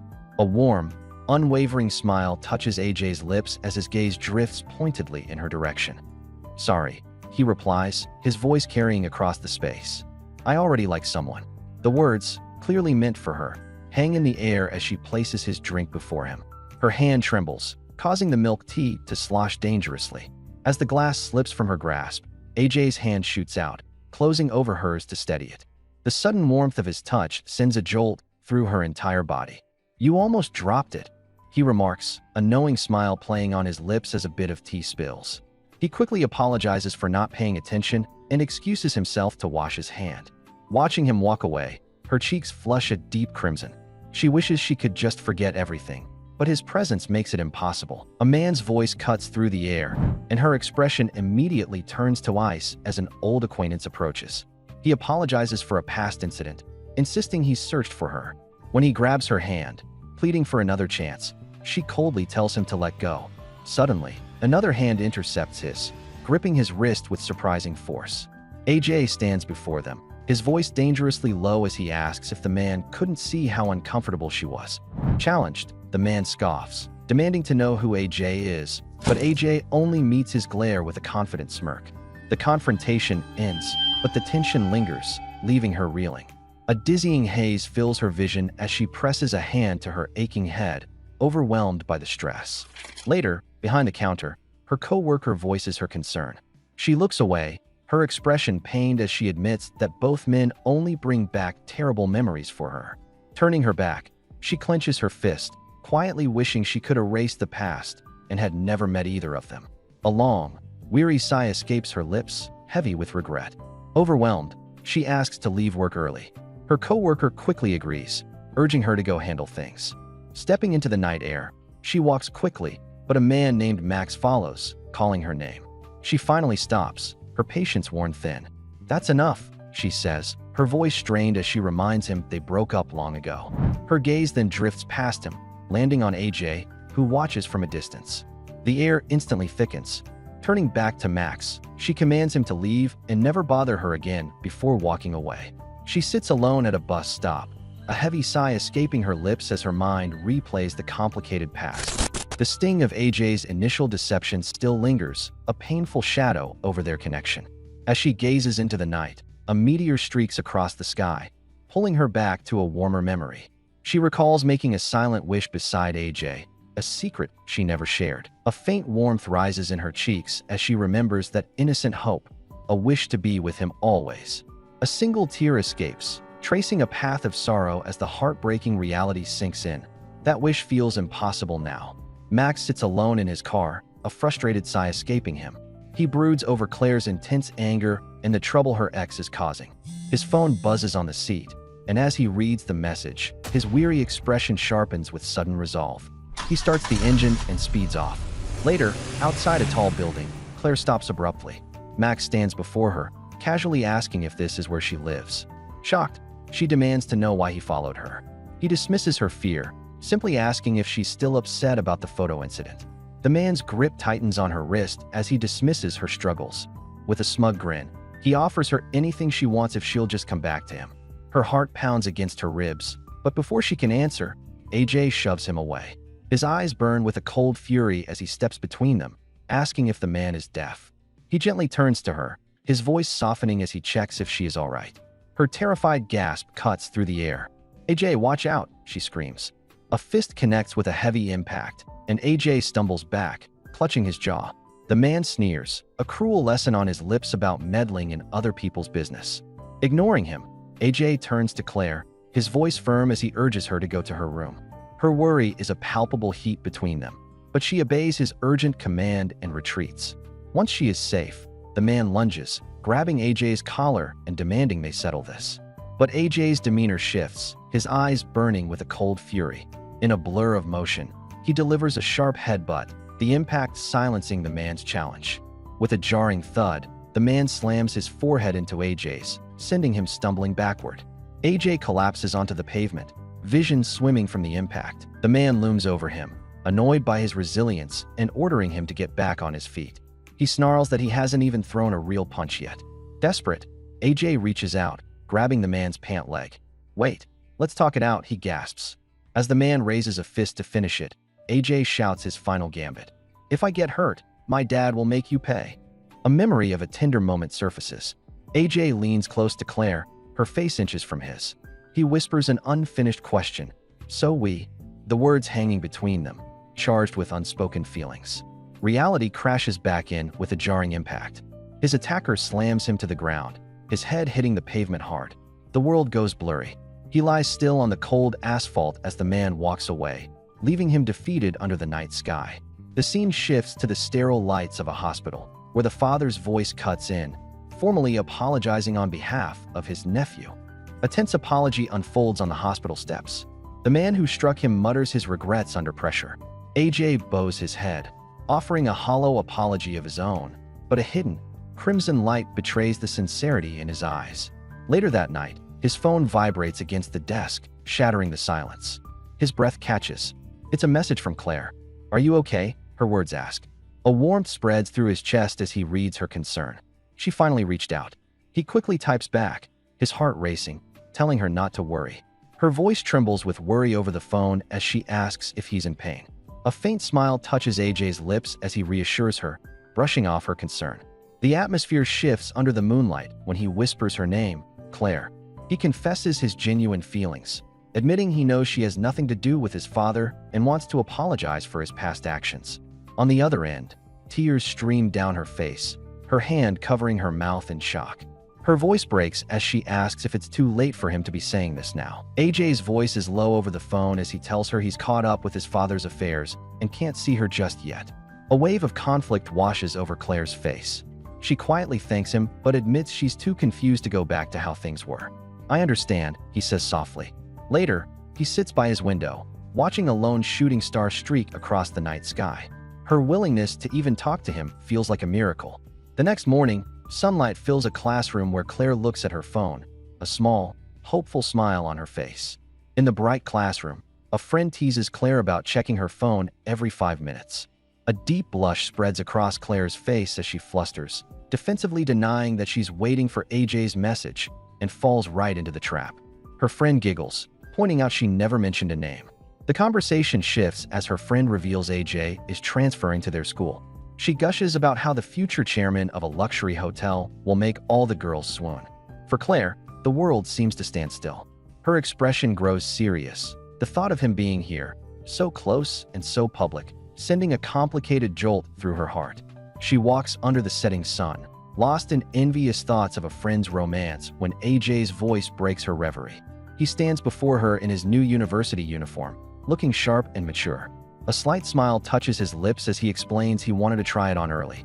He reaches out, gently brushing her hair before pulling back, the simple touch making the air feel warm. His expression turns serious. He invites her to dinner, his intense gaze promising an important conversation is needed. AJ's intense gaze holds hers as he asks if his dinner invitation is okay. She looks up, her expression a mix of surprise and apprehension, rendered speechless. Later, they sit across from each other in a lavish restaurant, completely empty. Overwhelmed by the expensive meal before her, she notes how quiet the place is.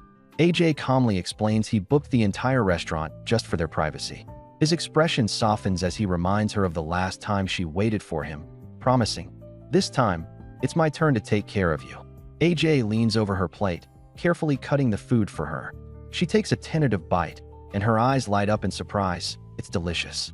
He watches her eat, a fond smile on his face, before his expression grows serious. He explains that he's leaving for a month-long internship in Singapore tomorrow. His gaze lowers as he asks if he can call her once he arrives. "If I can't see you or talk to you," he confesses, his voice laced with longing, "I won't be able to focus." Heat rushes to her face, her pulse quickening at his raw vulnerability. A blush warms her cheeks as she hesitantly agrees, cautioning that her exams will keep her busy. AJ's expression softens into a genuine, warm smile. "Thank you, cutie," he says softly. His hand lifts, hovering near her for a heart-stopping moment before he pulls it back.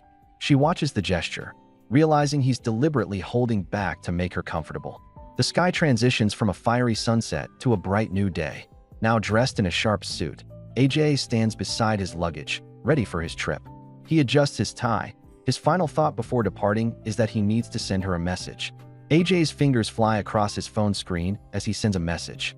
A small smile touches his lips as he types his thanks to a friend for helping him stay in contact with Claire, offering to bring back a gift from Singapore. 10 days later, the warmth of the sun does little to lift Claire's spirits. She sits on a park bench, letting out a weary sigh as she stares at her phone. AJ hasn't messaged me, she thinks, trying to convince herself he's just busy. A shadow falls over her, and a polished dress shoe steps into view. The father's voice, smooth and questioning, breaks the silence. "What are you doing?" staring at your phone. Startled, she looks up, her heart skipping a beat. "Nothing," she replies quickly, a nervous smile fixed on her face. A man with a kind smile asks if he can sit with Claire, and she agrees. He settles on the bench, casually mentioning he thought she was chatting with her boyfriend. Just as Claire quietly denies it, her phone rings. AJ's name illuminates the screen. Excusing herself abruptly, she walks away to answer, her heart racing. His voice is a desperate warmth against her ear. "Claire, I miss you so much." A blush floods her cheeks as she whispers, "Me too." The call is a wave of relief, washing away the anxious thoughts she'd clung to. The weeks apart only make her miss him more. Claire worries over photos he sends, noticing the dark circles under his eyes. Their video calls are a sweet torment, a brief connection that leaves her yearning. With each passing day, the urge to see him grows stronger. 29 days later, her arms are full of shopping bags as she happily plans a meal for his return tomorrow. A voice cuts through her thoughts. Need help carrying those? Her heart stops. It's AJ, standing by a sleek red car, still dressed in his suit. The bags slip from her grasp, scattering at her feet. He explains he rushed back the moment his work ended, not even stopping to change, and offers to carry her things. His fingers brush against hers as he takes the shopping bags, and she murmurs a quiet, "Ah, thanks." Once inside, the groceries are completely forgotten, spilling across the wooden floor. In an instant, AJ closes the distance, pressing her against the wall. His embrace is firm, pulling her in until there is no space left between them. She rises onto her toes, melting into him. The long, agonizing wait dissolves into a single, desperate kiss, a silent confirmation of all the words their phone calls could never truly capture. AJ pulls her closer, their lips meeting in a deep, passionate kiss. He pulls back just enough to look at her, a knowing smirk playing on his lips as he loosens his tie. "It's hot, isn't it?" he murmurs. Her cheeks flush, her bright eyes wide as she looks at him, speechless for a moment before softly agreeing. Her own hands move to his tie, her touch hesitant but firm. Seeing his chance, AJ leans in closer, his voice dropping to a whisper as he suggests they continue somewhere more private. The atmosphere swirls around them as she catches her breath, her cheeks flushed. She starts to ask AJ why he's still holding back, but stops herself, murmuring that it's nothing. His shirt now open, AJ simply tells her not to worry. He gently reminds her that waiting only makes the anticipation grow. Gathering her courage, she looks at him with newfound resolve. Then, she whispers, suggesting they share this moment. A wave of heat rushes through AJ. He tells her she's amazing, admitting it's becoming impossible to keep his distance. AJ's eyes fly open in a flash of panic, his mind racing after an accidental touch. He pulls back immediately, flustered and stammering an apology, insisting he didn't mean to be so forward. Looking up at him, she simply gazes back, her expression soft and unafraid. She gives him quiet permission, her voice a low murmur as she tells him it's all right. His heart hammers against his ribs. The world outside dissolves as the golden afternoon sky melts into the deep blue of night. Later, a plate of steak is set gently on the table. In her kitchen, she smooths her apron, her heart fluttering with anticipation. She practiced this meal just for AJ, hoping he'll like it. Her cheeks flush as she thinks about him staying the night. A knock at the door announces his arrival. AJ steps inside, his eyes landing on the perfectly cooked steak. He suggests they eat together, but she explains she's already had dinner. A playful smile plays on his lips. "Since there's only one chair," he says, pulling her close. "Why don't you sit with me?" Sitting together in the soft light, AJ turns the conversation towards her future. He asks Claire, an English major, if she's found an internship yet. She admits she hasn't, but was thinking of looking down south. A slow, knowing smile spreads across AJ's face. He offers a stunning alternative, intern at the Golda Grand Hotel. At his company, her eyes widen in shock as an image of the magnificent, glittering hotel fills her mind. It's the most luxurious, sought-after internship imaginable. AJ watches her process the impossible offer, his gaze unwavering.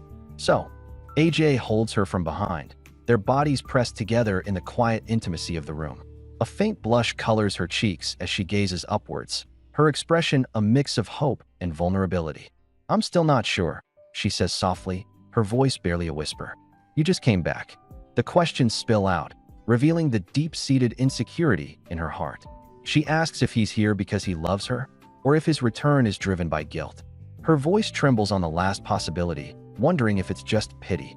AJ's intense gaze softens with regret as he leans over her, his voice a low whisper.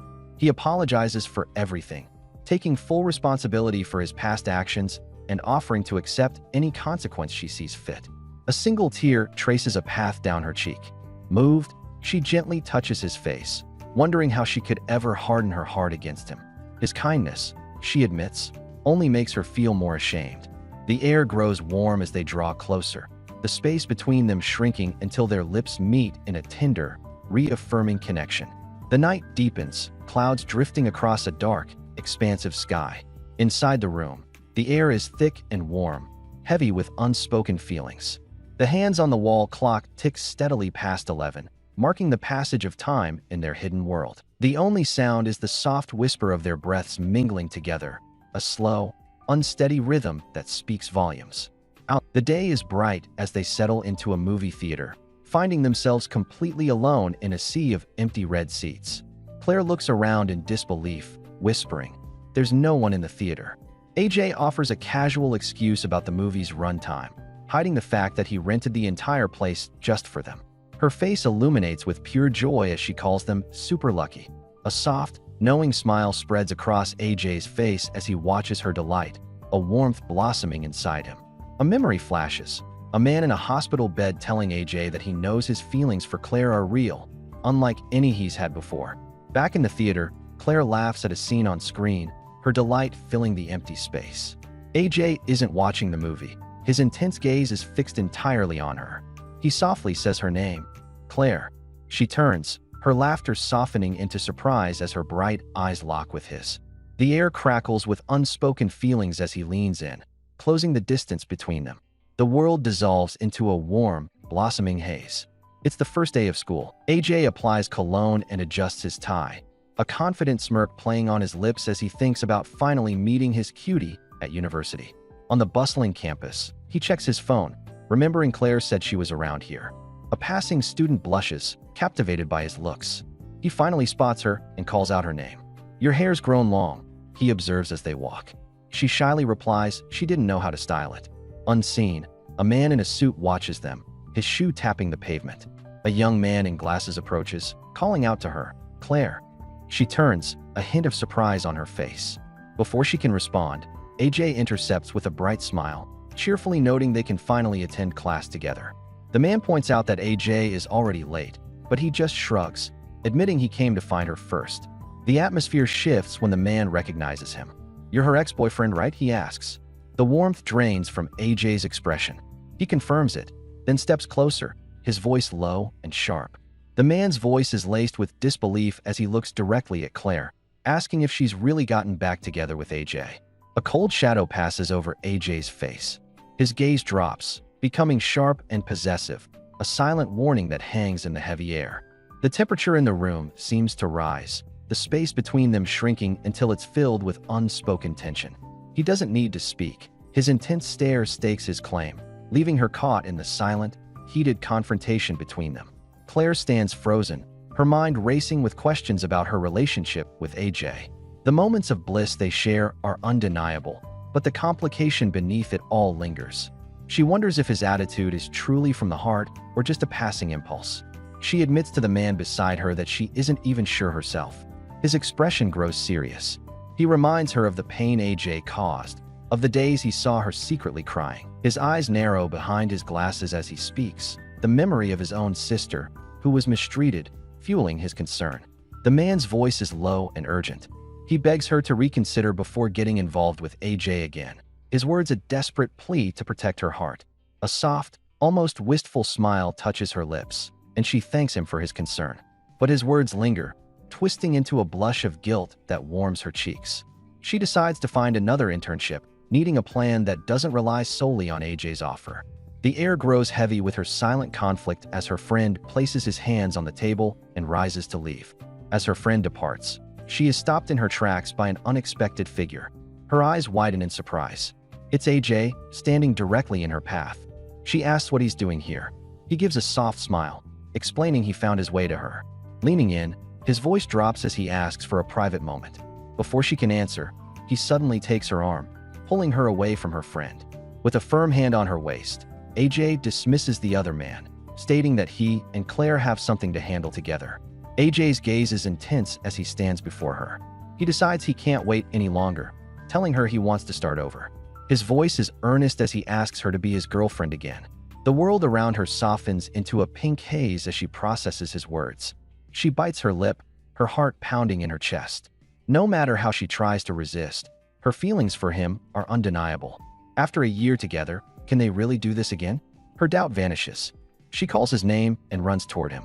A young woman with a yellow bow in her hair approaches Claire, explaining that an upperclassman has summoned her. Claire looks surprised, wondering if another girl, also named Claire, is present. As she turns to go, The world around her fades to black, replaced by the memory of a chilling warning. In her mind, another woman's voice cuts through a deep red haze, advising her to leave AJ sooner rather than later. She insists his intentions are shallow, that he can have any beautiful, smart girl he wants. I've already warned you, the memory echoes. The chilling warning echoes in her mind, and her eyes flutter closed. A nervous heat rises to her cheeks. She tries to speak, but the words catch in her throat as her lips tremble. She whispers, her voice filled with hesitation. Overwhelmed by a storm of doubt and feeling, she struggles to find an answer. Her surroundings begin to dissolve, the textured darkness of her reality fading into an empty, blinding white as she stands frozen, caught between her heart and the fear that has taken root within it. The air grows thick with tension as she lowers her gaze, her eyes clouded with sorrow. She whispers an apology, her voice trembling as she admits she isn't ready. The public rejection hangs in the air, and without another look, she turns and flees. Panic flashes across AJ's face. "Claire, wait!" he yells, his voice sharp with desperation as he immediately sprints after her. From a distance, another figure watches the entire scene unfold, his expression hardening with an unreadable intensity as AJ gives chase down the path. A smiling girl appears, cheerfully asking if she interrupted them, shattering the tense atmosphere. Moments later, on an empty stone pathway, AJ finally catches up to Claire. His face is a mask of desperation as he reaches for her. "Let me be alone for a while," she insists, her gaze avoiding his. He opens his mouth to protest, but her soft plea for quiet time to think cuts him short. Defeated, AJ can only stand frozen, watching her turn her back and walk away, the sound of her footsteps widening the chasm between them. Under the bright sun, she sits alone on a park bench, a heavy sigh escaping her lips. She inwardly scolds herself, thinking a single memory has ruined everything. Her thoughts drift to the girl who interrupted them, Jenny, and the realization that she came to study with AJ. Her hand clenches the bench as she tries to convince herself they're just good friends, but the doubt lingers. A painful awareness washes over her. She's known from the beginning. Jenny probably has feelings for AJ, too. The sharp click of a camera shutter shatters her thoughts. Her eyes snap open, and she spins around to see a man with glasses lowering his phone. He smiles, apologizing for taking a picture because she looked so pretty. As he starts to ask if she minds, her voice cuts through the air, sharp and panicked. "Deleted." She shoots to her feet, her composure crumbling as she pleads, "Please." The startled man quickly backpedals, assuring her that he's deleted the image and offering another apology for his intrusion. A wave of dizziness washes over her as she collapses onto the rain-slicked pavement, her body trembling. Her mind flashes back to a seemingly innocent moment. A classmate, Max, had asked her to turn around, snapping a picture. When she confronted him, he just smiled and said she looked cute. The memory sours, shifting to the classroom where she demanded answers. He admitted he edited the photo for fun and sent it to one friend, never expecting it to spread. Now, she stands defeated in the student affairs office, listening as her scholarship is revoked due to the malicious rumors. Cruel words echo in her mind. A woman's voice calls her an embarrassment, just like her father. The memory is followed by a cascade of whispers from old classmates, their taunts and judgments swirling around her. The weight is too much, and she collapses to the ground, clutching her stomach as a pained gasp escapes her lips. Later, as night falls, AJ sits by a window, tapping a message on his phone. He asks if she's busy, wanting to see her. She deflects, suggesting they talk tomorrow. He quickly apologizes for his eagerness, signing off with a gentle goodnight. In her room, she holds her phone, leaving AJ's message unanswered. He sits on his bed, staring at the screen with a frustrated sigh. She didn't even read it. He knows earning her trust again won't be easy. A flicker of doubt crosses his face before it hardens into raw determination. His eyes gleam with intensity. He'll just have to work even harder. The next day at school, a girl confronts her friend, who is dressed down in a mask and hat. "What's with you?" she demands, asking why her friend is suddenly acting like a freshman again. The friend asks if she's feeling sick, but Claire dismisses the concern. The truth soon tumbles out. Yesterday's incident brought back painful memories of fake, edited photos from her past. A wave of anxiety washes over her as she wonders what AJ would think. Would he find her shameful? Her friend pulls her into a warm embrace, promising that AJ would never believe such lies. "He's completely head over heels for you," she says with a gentle smile. Elsewhere, AJ abruptly stands, turning down a classmate's lunch offer. He has to find Claire, his gaze smoldering with unwavering focus. A voice suddenly cuts through the air. AJ, Claire calls out, her voice tight with a mix of anxiety and resolve. She bites down hard on her lip, a sudden warmth flooding her cheeks as her heart hammers against her ribs. In that split second, all her swirling doubts vanish, replaced by a single, urgent need to reach him. Pushing through her fear, she raises her voice, clear and determined. "Wait a second," she exclaims, refusing to let the moment slip away. She has to face him now. "Wait a second." A classmate stops AJ in the empty hall, demanding to know why he's still seeing Claire. She presses him, asking what he could possibly like about her. For a moment, AJ's mind drifts to a memory, a quiet moment beside her, a feeling he didn't understand back then. It was a simple desire just to stay with her. A faint, knowing smile touches his lips as he faces the classmate. "I understand now," he says, his voice steady. "I really like her." He turns and walks away, leaving her frozen in silence. The classmate's eyes narrow in disbelief. That can't be it, she thinks, her mind racing. The truth, to her, lies in a sun-drenched memory from childhood. A shy little girl, Jenny, peeks from behind her mother as a young AJ approaches with a kind, open smile. He introduces himself, his voice gentle. For her, it was an instant connection, love at first sight.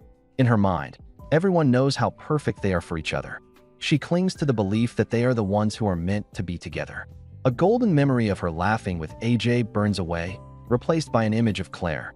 If that woman hadn't interfered, the classmate thinks, her mind racing, we should already be together. Disgust twists her features. To her, Claire is just a schemer who took money from the father and is now going after the son. She once thought AJ would eventually get tired of this game, but now she realizes she can no longer just stand by and watch. Her eyes narrow into a cold, determined glare, her resolve hardening like steel. The classmate's eyes scan the bustling cafeteria, searching for AJ. She spots him, but he's not alone. He's sitting with another girl named Claire. The sight sends a jolt through her, the ambient noise fading into a dull hum as her focus narrows on them.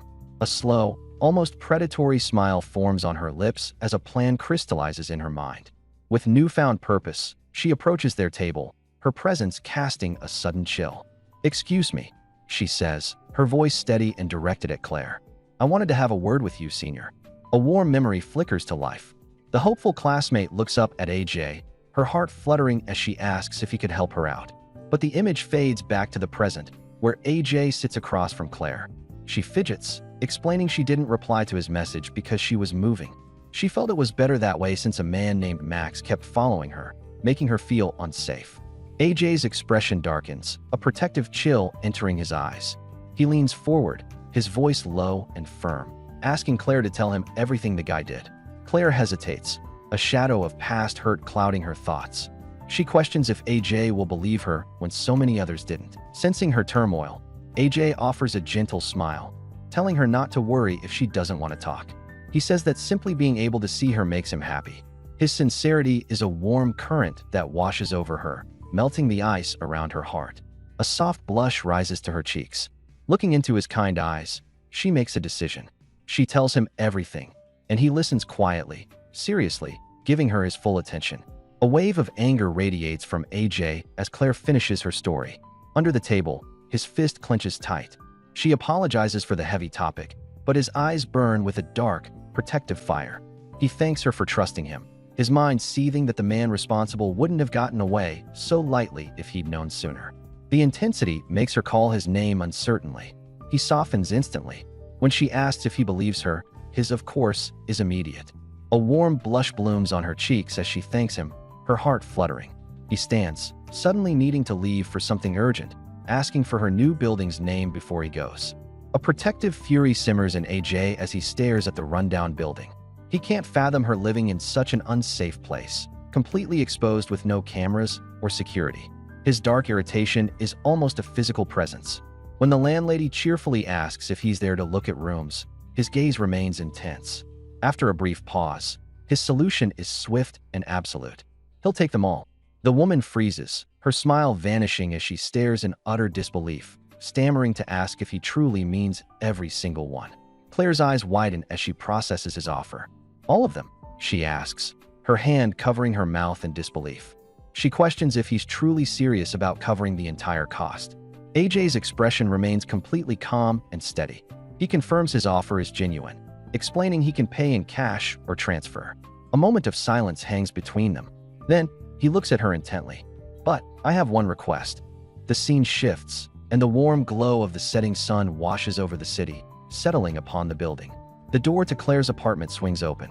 She steps inside and freezes, her eyes wide with disbelief. This," she whispers, staring at the room. It's completely transformed with luxurious furniture, a sleek new bed, and a large TV. Everything is brand new. Utterly dumbfounded, she calls her landlady, who offers a flustered story about winning the lottery and redecorating all the rooms. Claire ends the call, still processing the unbelievable news. Sinking into the soft bed, she suddenly remembers her evening plans. AJ is coming to pick her up soon. With their date approaching, she stares into her closet, anxious about what to wear. She worries her choice might look tacky. Later, she greets AJ, who has just arrived. As they walk together, her self-consciousness grows with every silent step. "Do I look weird dressed like this today?" she finally asks, her voice timid. AJ stops and turns to her, his expression softening. "No, not at all," he replies. A gentle smile touches his lips as a faint blush warms his cheeks. "Cutie," he says, his voice low and sincere. "You look adorable no matter what." The sky melts from a warm sunset into a deep, star-filled night. Leaning against a sleek red sports car, AJ waits patiently. The soft click of heels on the pavement draws his attention, and he looks up. Claire approaches, her steps hesitant. She stops before him, a vision in a soft pink dress, her hair styled with delicate bows. A faint blush colors her cheeks as she finally meets his eyes, a shimmering light accentuating her features. "Sorry for keeping you waiting," she says softly, the air between them charged with anticipation. A soft blush dusts AJ's cheeks as his eyes trace her features. "Cutie, you look gorgeous," he says, his voice low as he gently takes her hand. She laughs, a light, happy sound. "Why'd you suddenly turn into such a gentleman?" she teases.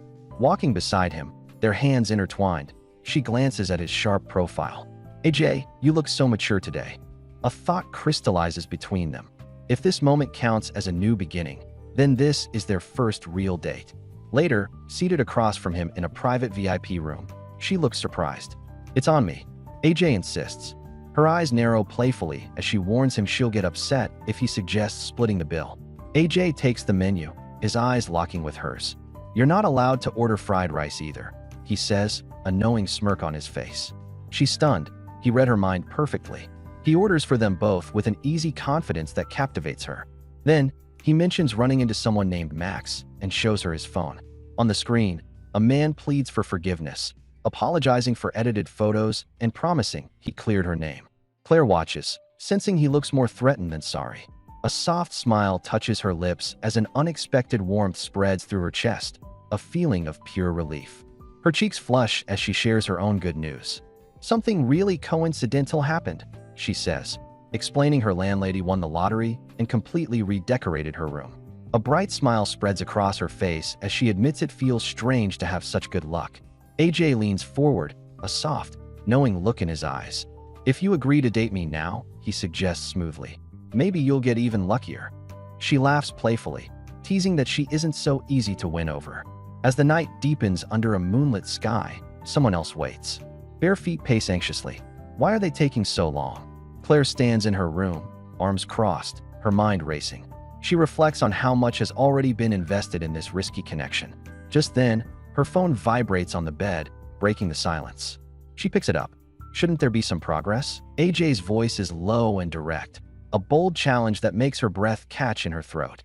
His words hang in the air, a spark of heat between them. Claire's face contorts with anger as she shouts into her phone, demanding an explanation. How could the money just be gone? The line suddenly goes dead, leaving her in stunned silence. She hung up on me. Her voice trembles with a mix of rage and panic. That was 200,000. Her hands shake as she tries to redial, but the call won't connect.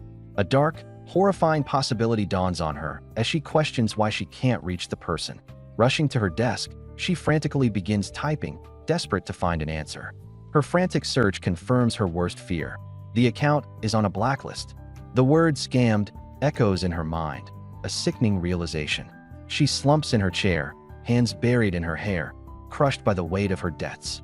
The collectors will be coming in days. Just as despair takes hold, a notification chime cuts through the silence. A message from a stranger. Hesitantly, she opens it. A photo appears, followed by a question. Do you know the girl in this picture? Her blood runs cold. She stares at the screen, paralyzed by sheer shock. Jenny gazes at her phone, a cunning smile playing on her lips. She wonders with cold curiosity what her mother will do next. Her thoughts are broken by her mother's voice from the other room calling. Jenny, dinner's ready. Her expression instantly brightens as she cheerfully replies that she's coming. Later, at a dinner table laden with food, her mother asks about her progress with AJ. Jenny turns to him, her expression softening. With a gentle warmth in her voice, she says they are just taking things slow. A man in a crisp suit explains the business advantages of a family merger, noting how their hotel could be upgraded. He praises AJ, calling him smart since he was a kid. His daughter, with bright green eyes and a deep blush, insists her feelings are real. She tells her father that she genuinely likes AJ, and it has nothing to do with benefits. Her parents laugh, pleased. Elsewhere, Claire sits alone in a sunlit kitchen, a serene, confident smile gracing her lips. She knows the one most suited for AJ is her. Claire's eyes widen as she clutches her phone, the words from her mother echoing in her mind. Her family was scammed. Debt collectors are coming. Her mother's tone suddenly shifts, revealing a secret. She knows Claire is dating a wealthy man.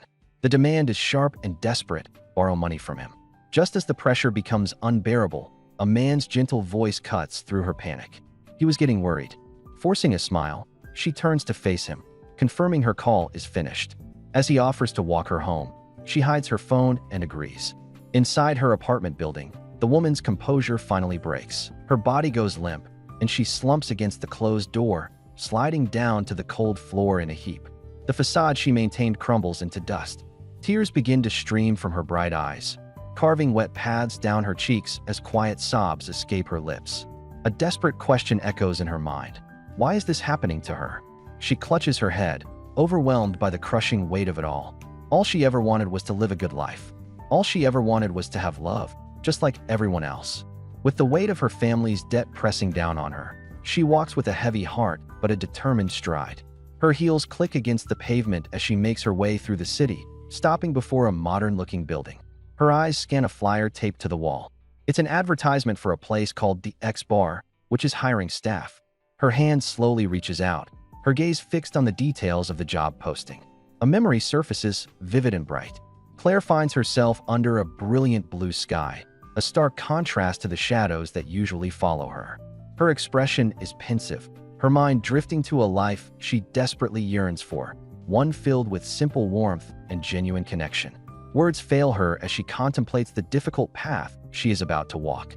The quiet hope for liberation feels like a faint warmth against her skin, a feeling she has almost forgotten, stirring a silent ache in her heart. As dusk settles over the city, she approaches her co-worker, Josei, inside the quiet cafe. With a serious expression, she announces that she's quitting, having found a new job. Josei looks surprised, asking if she has told their boss. Not yet, Claire admits, her voice low. She pauses, about to explain why, when Josei's eyes suddenly widen in pure shock, her gaze fixed on something just past Claire's shoulder. But Claire doesn't turn.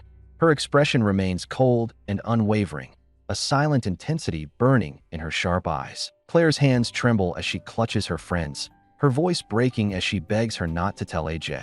Tears stream down her face, her eyes squeezed shut in despair as she admits she feels useless. The harsh moment melts away into a sun-drenched memory from AJ's birthday. They stroll along the beach, their fingers laced together as the ocean washes over their feet. He thanks her for the cake, and she explains she made it herself, knowing he dislikes overly sweet things. He stops, his voice soft as he says her name. On the sun-drenched shore, AJ shares a rare piece of his past. He explains this beach holds his happiest childhood memories, a place he usually visits alone. But today, he wanted to share its warmth with her. Her gentle gaze meets his, and he warns that such a look makes him want to deepen their connection. The question hangs in the salty air. Can't you be my girlfriend yet? A blush rises on her cheeks as she stammers, not yet. Her hesitation leaves the unspoken feelings lingering between them. The unspoken answer hangs in the air, as AJ's intense gaze meets hers. He leans forward, closing the small space between them. Their lips touch gently, a soft connection that deepens under the warmth of the sun. Wrapped in his arms by the water's edge, the world melts away, leaving only the sound of the ocean and their shared breath. But the blissful moment shatters with a sudden jolt. The sun-drenched beach dissolves, and the endless blue sky is replaced by the stark, sterile ceiling of a modern room, pulling them back to reality. The memory of the beach dissolves, replaced by a reality just as intoxicating. AJ pulls her close, their gentle kiss deepening into something raw and passionate. Her eyes flutter closed, a soft blush spreading across her cheeks. The world blurs into a haze of sensation until she gasps his name, her voice trembling. He holds her securely, his whispered words sending a shiver of heat through her entire being. Overwhelmed, she bites her knuckle, a soft sound escaping her lips as his intense gaze watches her, waiting for her to completely unravel. A flicker of worry crosses her face. "What if someone sees us?" she asks, but AJ's voice is a low murmur, promising they are completely alone. His intense gaze meets hers as he whispers a dangerous promise, a challenge hanging in the heated air between them. Before she can process his words, the world tilts. A surprised gasp escapes her as the atmosphere shifts in a dizzying instant. Flushed and breathless, she looks up at him, his name a question on her lips. A wave of embarrassment and an undeniable warmth floods her senses. A breathless plea escapes her lips as she whispers that this is enough, that she can't take the intensity anymore. Her heart hammers against her ribs, a frantic rhythm of fear and desire. Panic flashes through her as she reminds him they are still outside, completely exposed. Her face flushes, a deep crimson blush coloring her cheeks as she calls his name, her voice trembling. A jolt of realization courses through her. The moment has taken on a life of its own. A single, brilliant eye belonging to AJ fixes on her, reflecting an unwavering determination. AJ's breath hitches, his eye widening in sheer disbelief as a name escapes his lips in a shocked cry. A single bead of sweat rolls down his heated skin, his focus entirely broken. Claire meets his gaze, her expression hardening with sudden, bold resolve. "Since we've come this far," she states, her voice firm despite the blush coloring her cheeks, "then I'll just..." Her unfinished sentence hangs in the air, a shocking promise that shatters his composure. "Wait," he calls out, his mind reeling. "Really?" His confusion is palpable as she takes the lead. The air grows thick and warm. A deep flush creeps up AJ's neck, his face heating as the intensity peaks. His breath hitches, and he looks away, his voice barely a whisper. "Claire," he stammers, "you don't have to." His heart thumps erratically against his ribs, a frantic rhythm only he can hear. Suddenly, his sharp eyes fly open, wide with shock and an overwhelming sensation. The carefully constructed walls of his plan crumble, leaving him vulnerable and completely captivated by the moment. The world softens into a haze of golden light, where sheer curtains dance on an unseen ocean breeze. Time seems to blur, the moments stretching into an endless blue sky, a dizzying ascent that leaves him breathless. Later, the scene shifts. Cool water cascades from a showerhead, steam filling the tiled space. The steady rush of water offers no relief, doing little to cool the heat still radiating through him. Every carefully laid plan is washed away in the torrent of this new, overwhelming reality. Under the warm spray, AJ gently cradles her head and suggests they take a break. He pulls back, a promise hanging in the steam as he says they should save the rest for when they are officially together. Her eyes well up, a single tear escaping as she's moved by his unexpected sincerity. Later, they lie together in a sunlit room. She breaks the quiet intimacy to ask about his background.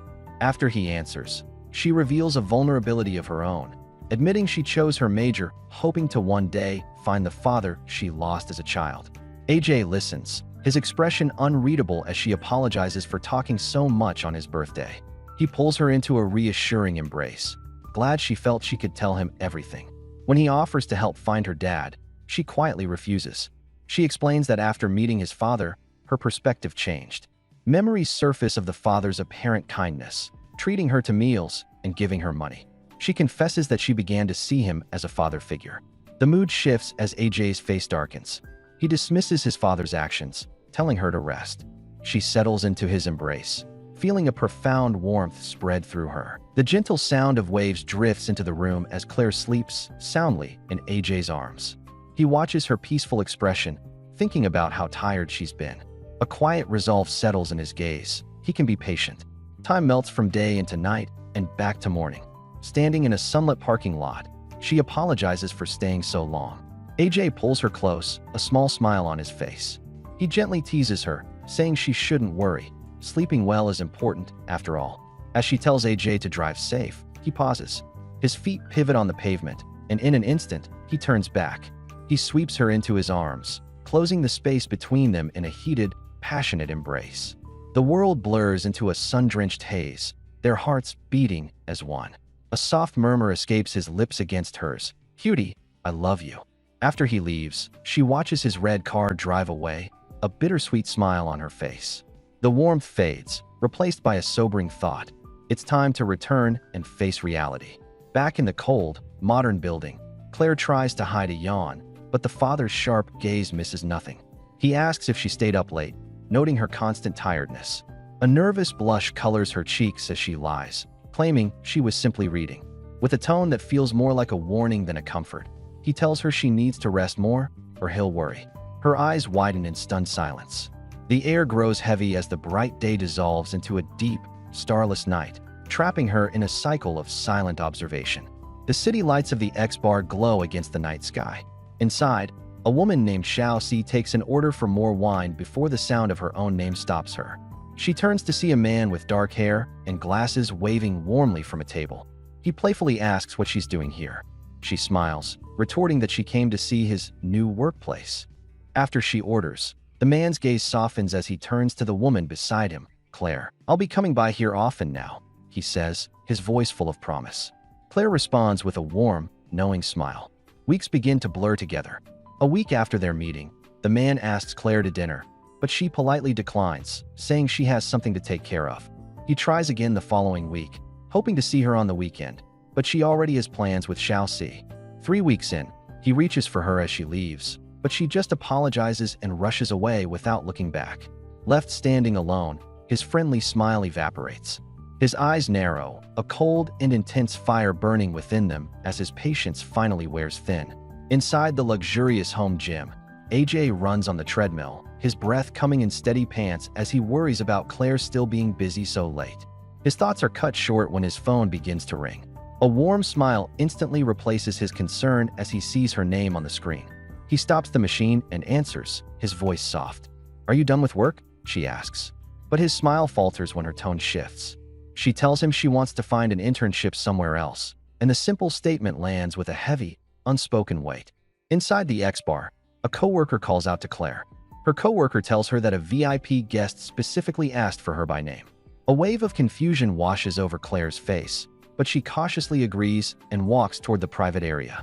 As she enters, her breath catches in her throat. Her wide, brilliant eyes lock with a pair of intense, familiar ones. The air grows thick, charged with an unspoken energy. It's AJ, his predatory gaze holding her captive from across the table. "What are you doing here?" Claire's voice trembles. Across the room, AJ lounges on a sofa, his calm completely unnerving as he crosses his arms. "That's what I should be asking you," he counters, his voice dangerously low. His intense, red-hued eyes narrow as he presses her for an explanation. Claire avoids his stare, stammering that she just switched jobs. "Then why didn't you tell me?" he asks, his tone sharp. "Why are you hiding from me?" The accusation hangs heavy in the air. "Are you still keeping something from me?" Her body jolts, shocked by his words. His name escapes her lips, a fragile plea. "AJ." Tears shimmer in Claire's eyes as she delivers the crushing words. She thinks they should take a break for a while. AJ's world seems to stop, his expression frozen in shock. As Claire turns to leave, another man steps in front of her, shoving AJ's shoulder. "That's enough," he commands, telling him to stop bothering her.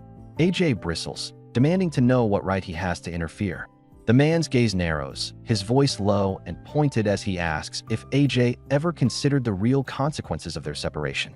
The man's voice cuts through the tension, demanding to know if AJ realizes how much pain he caused.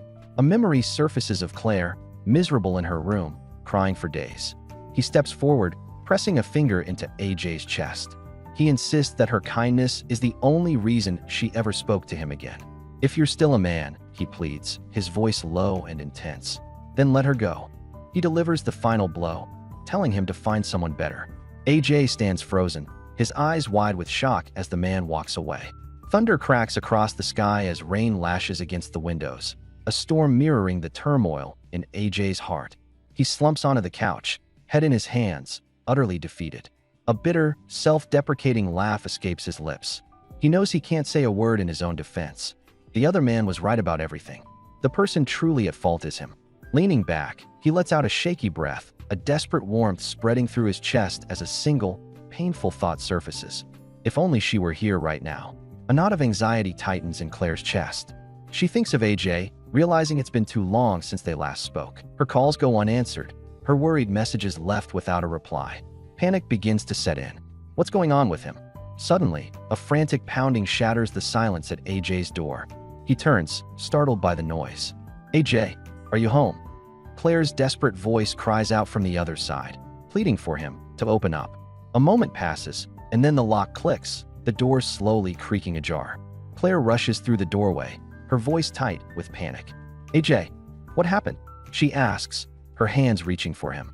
A single tear traces a path down her cheek as she tries to speak, but the words catch in her throat. AJ's expression darkens, his focus solely on her distress. He pulls her into a sudden, fierce embrace, a silent answer to her fear. As he holds her, the red phone slips from his grasp.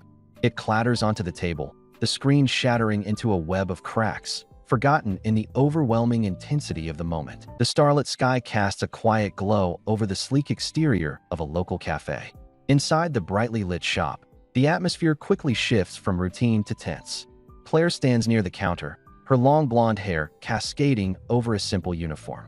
She approaches her dark-haired coworker, Saimai, her expression tight with lingering resolve. The casual, everyday setting contrasts sharply with the heavy weight of the conversation about to unfold, setting a serious tone as Claire prepares to make a sudden, life-altering change in her direction.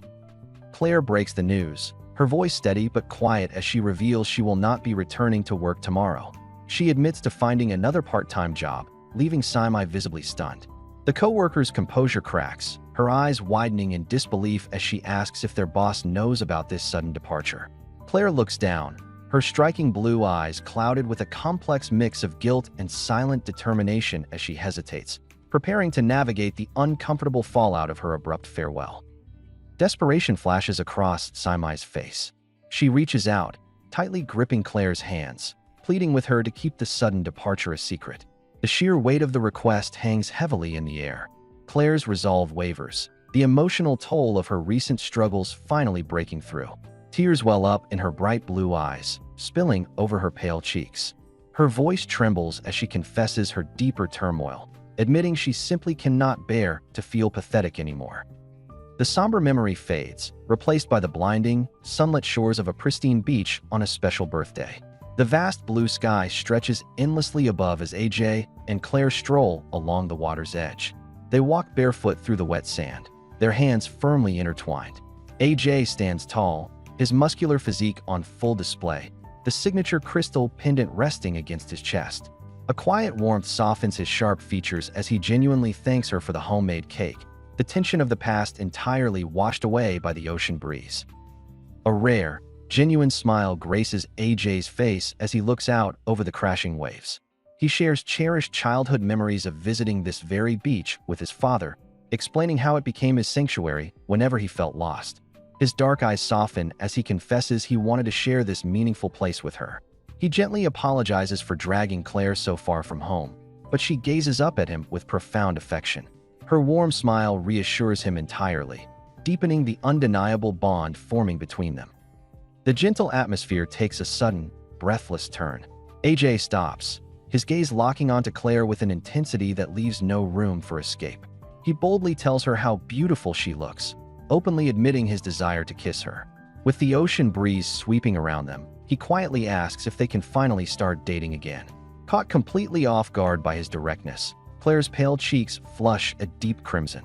She stammers, a mix of surprise and lingering hesitation causing her to softly deny him for the moment. Despite her hesitant words, the The magnetic pull between them is undeniable. AJ's dark eyes observe every subtle shift in her expression, completely unwavering. He closes the distance, pulling her delicate frame against his broad chest. He leans in, capturing her lips in a deep, lingering kiss. The world around them seems to blur, the crashing waves fading into the background as their connection solidifies. It is a moment of pure, uninterrupted focus, his calculated charm blurring dangerously into genuine, undeniable desire beneath the bright afternoon sun. The sun-drenched shore gives way to the shadowed, secluded intimacy of a private beach cabana. AJ hovers above Claire on the plush cushions, his broad shoulders completely framing her delicate figure. The air thickens with unspoken heat as their embrace becomes far more urgent and passionate. Every deliberate movement pulls them deeper into the intoxicating moment. Claire's hands rest gently against him, entirely swept up in the overwhelming tide of his affection as the boundaries between revenge and genuine attraction meld away in the quiet isolation. The physical closeness becomes dizzying. Claire's breath catches softly, a sudden spike of self-consciousness piercing through the hazy atmosphere. She anxiously wonders out loud if anyone can see them. AJ's dark eyes gleam with possessive focus as he reassures her the entire place is rented out. He leans closer, his voice dropping to a heavy whisper as he suggests moving upstairs, warning her that his restraint is rapidly slipping. The tension stretches tight, vibrating with a heavy, magnetic energy that leaves Claire completely breathless. The overwhelming momentum hits a sudden wall. Panic fully sets in as Claire realizes the sheer audacity of their exposed location. She pushes gently against AJ's chest, her voice trembling slightly as she begs him to stop.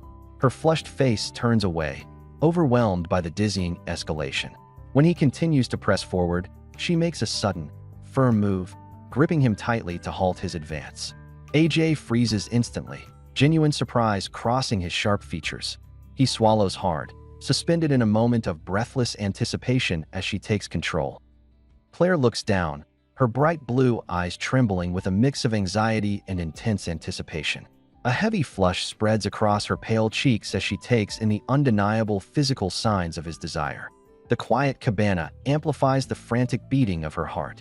Slowly, she reaches out, her delicate fingers brushing against his chest as she softly confesses her own need to reciprocate the overwhelming feeling. Caught entirely off guard, AJ's breath hitches, his dark eyes widening as he weakly urges her to stop, completely at her mercy. The atmosphere thickens into an intoxicating haze as Claire completely surrenders to the moment. She leans in, closing the distance with a bold, devastating tenderness that shatters the remaining boundaries between them. A dark, complicated thought crosses her mind as the connection deepens, wondering about the twisted web she is entangled in. Above her, AJ completely unravels. His head falls back, ragged gasps escaping his lips as a deep flush consumes his sharp features, completely overwhelmed by the intense intimacy of the moment. The overwhelming intensity finally breaks, giving way to the steamy, quiet sanctuary of the shower. The rushing water washes away the lingering tension as AJ gently holds Claire close, his muscular frame shielding her. Despite the heavy heat still radiating between them, he draws a firm line, looking down into her bright blue eyes. His expression is serious and unwavering. He strictly tells her that they will not cross that ultimate threshold again until they are officially back together, demanding a real commitment before taking the final step. The frantic energy of the afternoon mellows into a quiet, tender evening. Wrapped loosely in the soft bedsheets, Claire rests comfortably against AJ's chest. Curiosity gets the better of her, and she softly asks about his heritage. AJ's dark eyes soften as he reveals the truth about his mixed background, explaining that his relentless pursuit of foreign languages is tied to a deeply personal mission, finding the father he lost to divorce long ago. The vulnerable confession bridges the emotional gap between them, strengthening their fragile bond. The peaceful mood shifts subtly when Claire brings up the chairman, the very man AJ is plotting against. Unaware of the venomous truth, she speaks fondly of the older man, confessing how his financial support and guidance filled a void in her life, making him feel almost like a surrogate father. AJ's jaw tightens imperceptibly. A dark, complicated shadow passes over his gaze as he listens to her praise his own father. He quickly masks his burning resentment with a dismissive smirk, casually joking about the old man's nagging to change the subject. The heavy emotional toll of the day finally catches up with Claire. She nestles deeper into AJ's embrace, murmuring about the comforting warmth before her bright blue eyes flutter shut. AJ remains awake, his intense gaze softening as he watches her sleep soundly against his side. The silence of the room is broken only by her steady breathing. He reaches into his pocket, his fingers brushing against a small, hidden ring. A quiet, calculated resolve settles over him as he decides to save the crucial gift for their next encounter. The golden light of morning bathes the quiet parking lot as they stand beside AJ's sleek red sports car.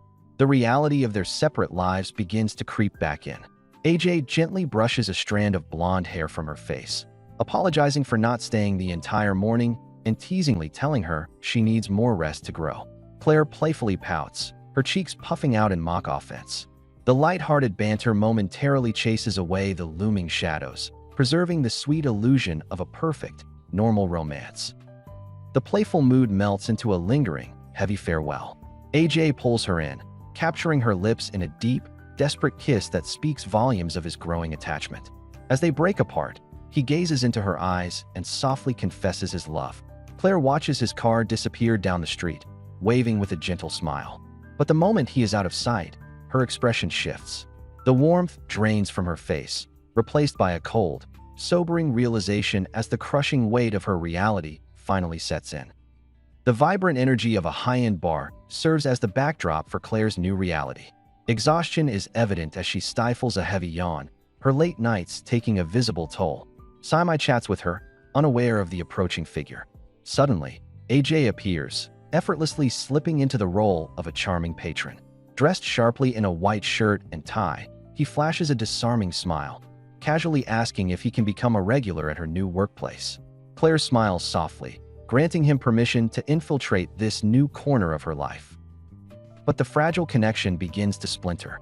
Days turn into weeks, and a frustrating pattern emerges. Every time AJ reaches out for a date, Claire slips through his fingers with rehearsed apologies. Work, friends, sudden plans. The final rejection leaves him standing alone in the bright city plaza, her retreating figure shrinking in the distance. The charming facade shatters. AJ's eyes darken into a piercing, crimson glare, his jaw clenching as a dangerous, possessive rage simmers beneath the surface, furious at his sudden loss of control over his perfect revenge. The harsh reality of Claire's secret life is laid bare outside a sleek hotel. A stern woman hands her a meager envelope of cash, coldly reminding her that as a student, she only receives a small monthly allowance. The woman dismissively warns her never to be late again. Claire stands in silence, her head bowed in submission. The heavy weight of financial desperation settles over her delicate shoulders as she silently endures the humiliating exchange. Trapped in a difficult situation, she desperately wants to hide from the world. Walking away from the hotel, the crushing pressure threatens to suffocate her. Claire's breathing grows ragged, a deep, trembling sigh escaping her lips as the sun sets behind the city skyline. A dark knot of panic tightens in her chest at the terrifying thought of a debt collector exposing her reality. Her bright blue eyes fill with profound dread. She tightly clutches her shirt, making a desperate, silent vow that she can never let her secret be discovered, terrified of losing the fragile life she holds onto. Miles away, AJ pushes his muscular frame to the absolute limit on a treadmill, sweat glistening on his skin. He abruptly hits the stop button, the intense physical exertion failing to clear his restless mind. He grabs his red phone and dials Claire's number, his patience wearing dangerously thin. When she finally answers, his voice is tight with suspicion. He confronts her about the supposed internship she claimed to be doing, the sharp edge in his tone making it clear he no longer believes her rehearsed excuses. The scene shifts to the dimly lit, upscale interior of the X-Bar. Saimai pulls Claire aside, informing her that a VIP customer specifically requested her presence at their table. Confusion flashes across Claire's face as she cautiously approaches the private booth. She freezes, her bright blue eyes widening in sheer disbelief. AJ sits casually on the plush sofa, his dark gaze fixed firmly on her. He flips her question back at her, demanding to know what she is doing working in a place like this. The confrontation instantly escalates. AJ rises to his feet, his towering frame casting an imposing shadow over her. Claire stammers, frantically trying to explain that she merely switched part-time jobs. But AJ sees right through the flimsy defense. His red eyes narrow with intense, possessive focus as he steps closer, demanding to know why she has been avoiding him. The walls close in on Claire. Tears well up in her eyes as she struggles to form an answer, completely cornered by his relentless, heavy interrogation. Before Claire can speak, a bespectacled senior steps firmly between them, physically shielding her from AJ's intense glare. He snaps at AJ, ordering him to stop meddling in her life. AJ's jaw tightens, issuing a dark warning for the older man to stay out of their business. But the senior holds his ground. He scoffs at AJ's arrogance, calling him utterly selfish. The air thickens with tension as the senior brings up the devastating day AJ ruthlessly broke Claire's heart, dragging the deep, unhealed scars of the past directly into the light. The senior refuses to back down, his words cutting through the air like a blade. He harshly reminds AJ of the weeks Claire spent entirely broken and weeping because of his cruelty. He rebukes AJ's sheer audacity to return and demand another chance, insisting Claire only tolerates him out of a foolishly kind heart. He delivers a final, crushing ultimatum. If AJ truly cares, he must walk away so she can find someone better. AJ stands frozen, his eyes widening slightly as the heavy, undeniable blow of guilt finally lands. A violent thunderstorm rages outside, lightning fracturing the night sky above his apartment. AJ sits alone in his dimly lit living room, the senior's harsh words echoing endlessly in his mind. The calculated, confident predator is completely gone, replaced by a hollow sense of defeat. A bitter, self-deprecating smirk crosses his sharp features. He leans back against the sofa, letting out a heavy breath. In the quiet darkness, he finally admits the ugly truth to himself. In this twisted web of manipulation and revenge, he is the worst person of all. Seeking any escape from his suffocating thoughts, AJ grabs his phone. He realizes it has been ages since he last checked in on his close friend, Zhu. He scrolls through their old, supportive messages, a sudden wave of unease washing over him. He dials the number, but the automated voice confirms it is completely unreachable. His texts asking if Zhu is sick remain unread. The unnatural silence from his usually dependable friend sends a sharp spike of anxiety through his already fragile and exhausted state of mind. Suddenly, a frantic pounding shatters the quiet apartment. AJ opens the door to find Jenny, completely distressed and sobbing uncontrollably. She grips his shirt, her voice breaking as she chokes out Zhu's name. The sheer terror in her eyes and the agonizing sorrow in her voice communicate a devastating reality before she can even finish her sentence. AJ's entire world stops. The shock hits him like a physical blow. His red phone slips from his grasp, clattering onto the floor and shattering into a web of cracks as the scene fades into heavy silence. The bright, warm smile of a blond young man contrasts sharply with the somber reality of the room. Zhu's portrait rests at the center of a traditional memorial altar, surrounded by an abundance of delicate pink and white flowers. The soft glow of the lighting casts long shadows, emphasizing the heavy, sorrowful atmosphere. The tragic confirmation of his sudden passing hangs in the quiet air, a devastating end to a cherished friendship that leaves behind only memories framed in mourning.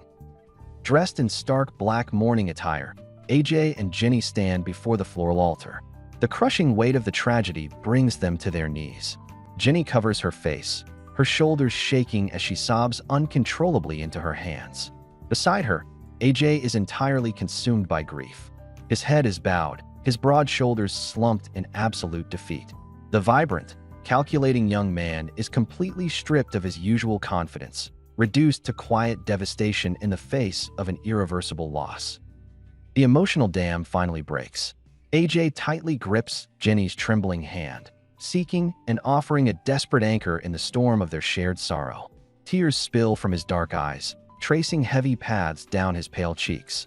His expression twists in pure agony as he breaks down, repeatedly whispering agonizing apologies into the empty air. The sheer depth of his regret and heartbreak pours out, completely overwhelmed by the crushing realization that he was entirely blind to his friend's silent suffering. As the rain pours relentlessly outside, Jenny tearfully reveals the hidden truth of Zhu's returning illness. Flashbacks of their carefree school days flash through AJ's mind, twisting his heart with bitter remorse. He remembers Zhu's supposed short breaks, realizing too late they were battles fought in secret. Unable to bear Jenny's self-blame, AJ pulls her into a sudden, fierce embrace. He holds her tightly against his chest, his voice thick with emotion as he desperately pleads with her to stop punishing herself. Still holding her close, AJ makes a solemn, unwavering vow to stay by her side until the very end. But the atmosphere suddenly shifts from shared mourning to something entirely unexpected. He pulls back slightly, his dark eyes locking onto hers with a sudden, piercing intensity. The heavy silence of the room is shattered as he boldly confesses his feelings, admitting he has liked her from the very beginning. Jenny freezes, her tear-filled eyes widening in absolute shock at the sudden revelation. The boundaries between comfort and desire blur in an instant. AJ reaches up, his large hand gently cupping Jenny's flushed cheek. He leans in closer, closing the distance until their faces are mere inches apart. The vulnerable sorrow in his dark eyes is replaced by a magnetic, undeniable resolve. He lowers his voice to a heavy whisper, confessing that he no longer wants to remain just a close friend.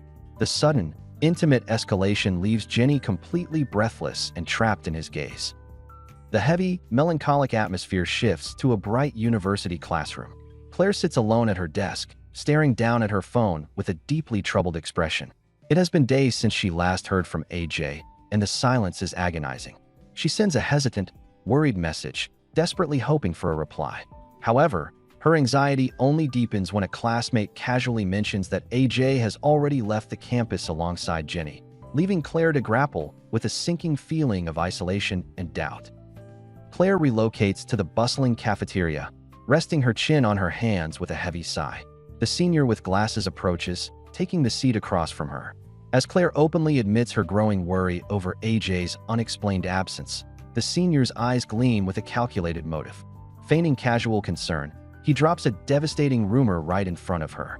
He claims to have heard that AJ is already seeing another girl, skillfully planting seeds of doubt and insecurity in Claire's fragile heart.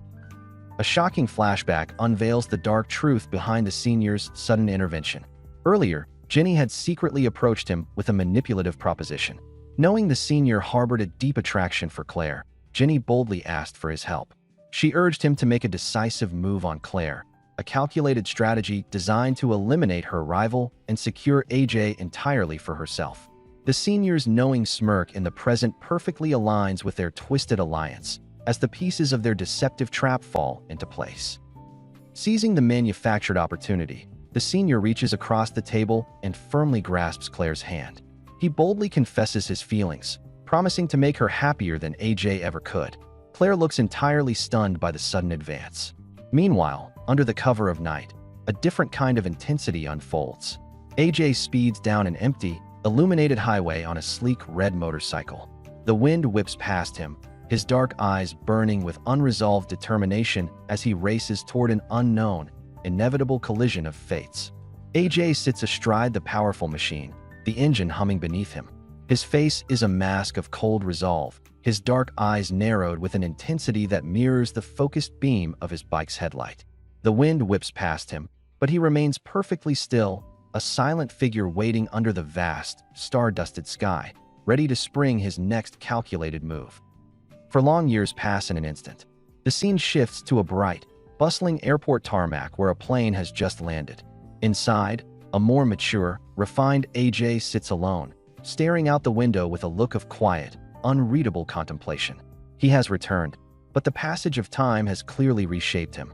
The impulsive, fiery high school student is gone, replaced by a man who now carries the heavy weight of the past 4 years, his expression a careful blend of exhaustion and steely determination. Stepping off the plane, AJ is instantly recognizable, yet fundamentally changed. Dressed in a sharp, tailored suit, he exudes an aura of cool, confident authority. He slides a pair of dark sunglasses onto his face as his phone rings. Answering the call, he confirms his return, his voice low and steady. He casually instructs his contact to proceed as planned, a quiet command that hints at a larger, more intricate scheme already set in motion. The revenge plot is far from over. It has only evolved. AJ arrives at a sleek, modern office building, stepping into a spacious, sunlit room that overlooks the sprawling city below. He walks over to the large window, gazing out at the familiar skyline with a heavy, nostalgic expression. His mind drifts back to a painful memory, a time when he had to make a devastating choice. He recalls the quiet, heart-wrenching moment he told Claire he was leaving, the unresolved tension of their last conversation still hanging heavily in the air years later, fueling his determined return. The weight of the past becomes unbearable. AJ's carefully constructed composure cracks, his confident posture collapsing as he slumps against the cold glass of the window. He clutches his head, his face contorting in a mask of pure agony. The memories of his final, painful conversation with Claire flood his mind, the sharp sting of his own words echoing with renewed force. He is completely overwhelmed by the resurfacing grief and regret, the polished exterior of the successful man shattering to reveal the deep, unhealed wounds beneath. AJ's car speeds down the nighttime highway, a sleek red blur against the city lights. He pulls up to a modern, upscale apartment complex, his mission clear. Inside the car, a memory surfaces of a phone call where he finally learned the ugly truth. His father hadn't forgotten him at all. In fact, his father had been desperately trying to reach him, only to be blocked by the very people AJ had trusted. The devastating betrayal fuels his dark resolve as he steps out of the car, ready to confront the source of his pain. He makes his way to a specific apartment door, his steps heavy with purpose. He knocks firmly, and the door swings open to reveal a stunning blonde woman with striking red eyes. She looks surprised, calling him by an unfamiliar name. This is Jirin, his father's new partner and the central target of his long-gestating revenge. Her warm, inviting smile is met with AJ's cold, calculating gaze. The first move in his elaborate, dangerous game has officially been made. Inside the luxurious apartment, AJ calmly observes his surroundings, noting the framed photos of his father with Jirin. He explains that his father sent him, a simple lie to gain her trust. As they talk, a subtle, flirty energy begins to build between them. Jirin playfully teases him, commenting on how much he has grown.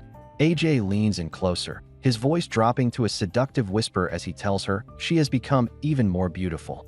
The air thickens, charged with a dangerous, unspoken tension. The night ends with AJ waiting outside. Jiren emerges, and he hands her a single, perfect red rose. He confesses that he has been thinking of her constantly, his words laced with a practiced, devastating charm. He leans in for a soft, lingering kiss, a carefully orchestrated move designed to seal his place in her heart.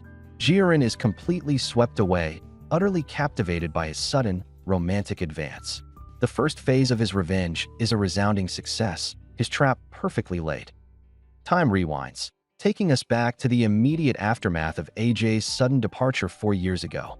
A devastated Claire sits alone on a quiet, sun-drenched beach, the waves crashing gently at her feet.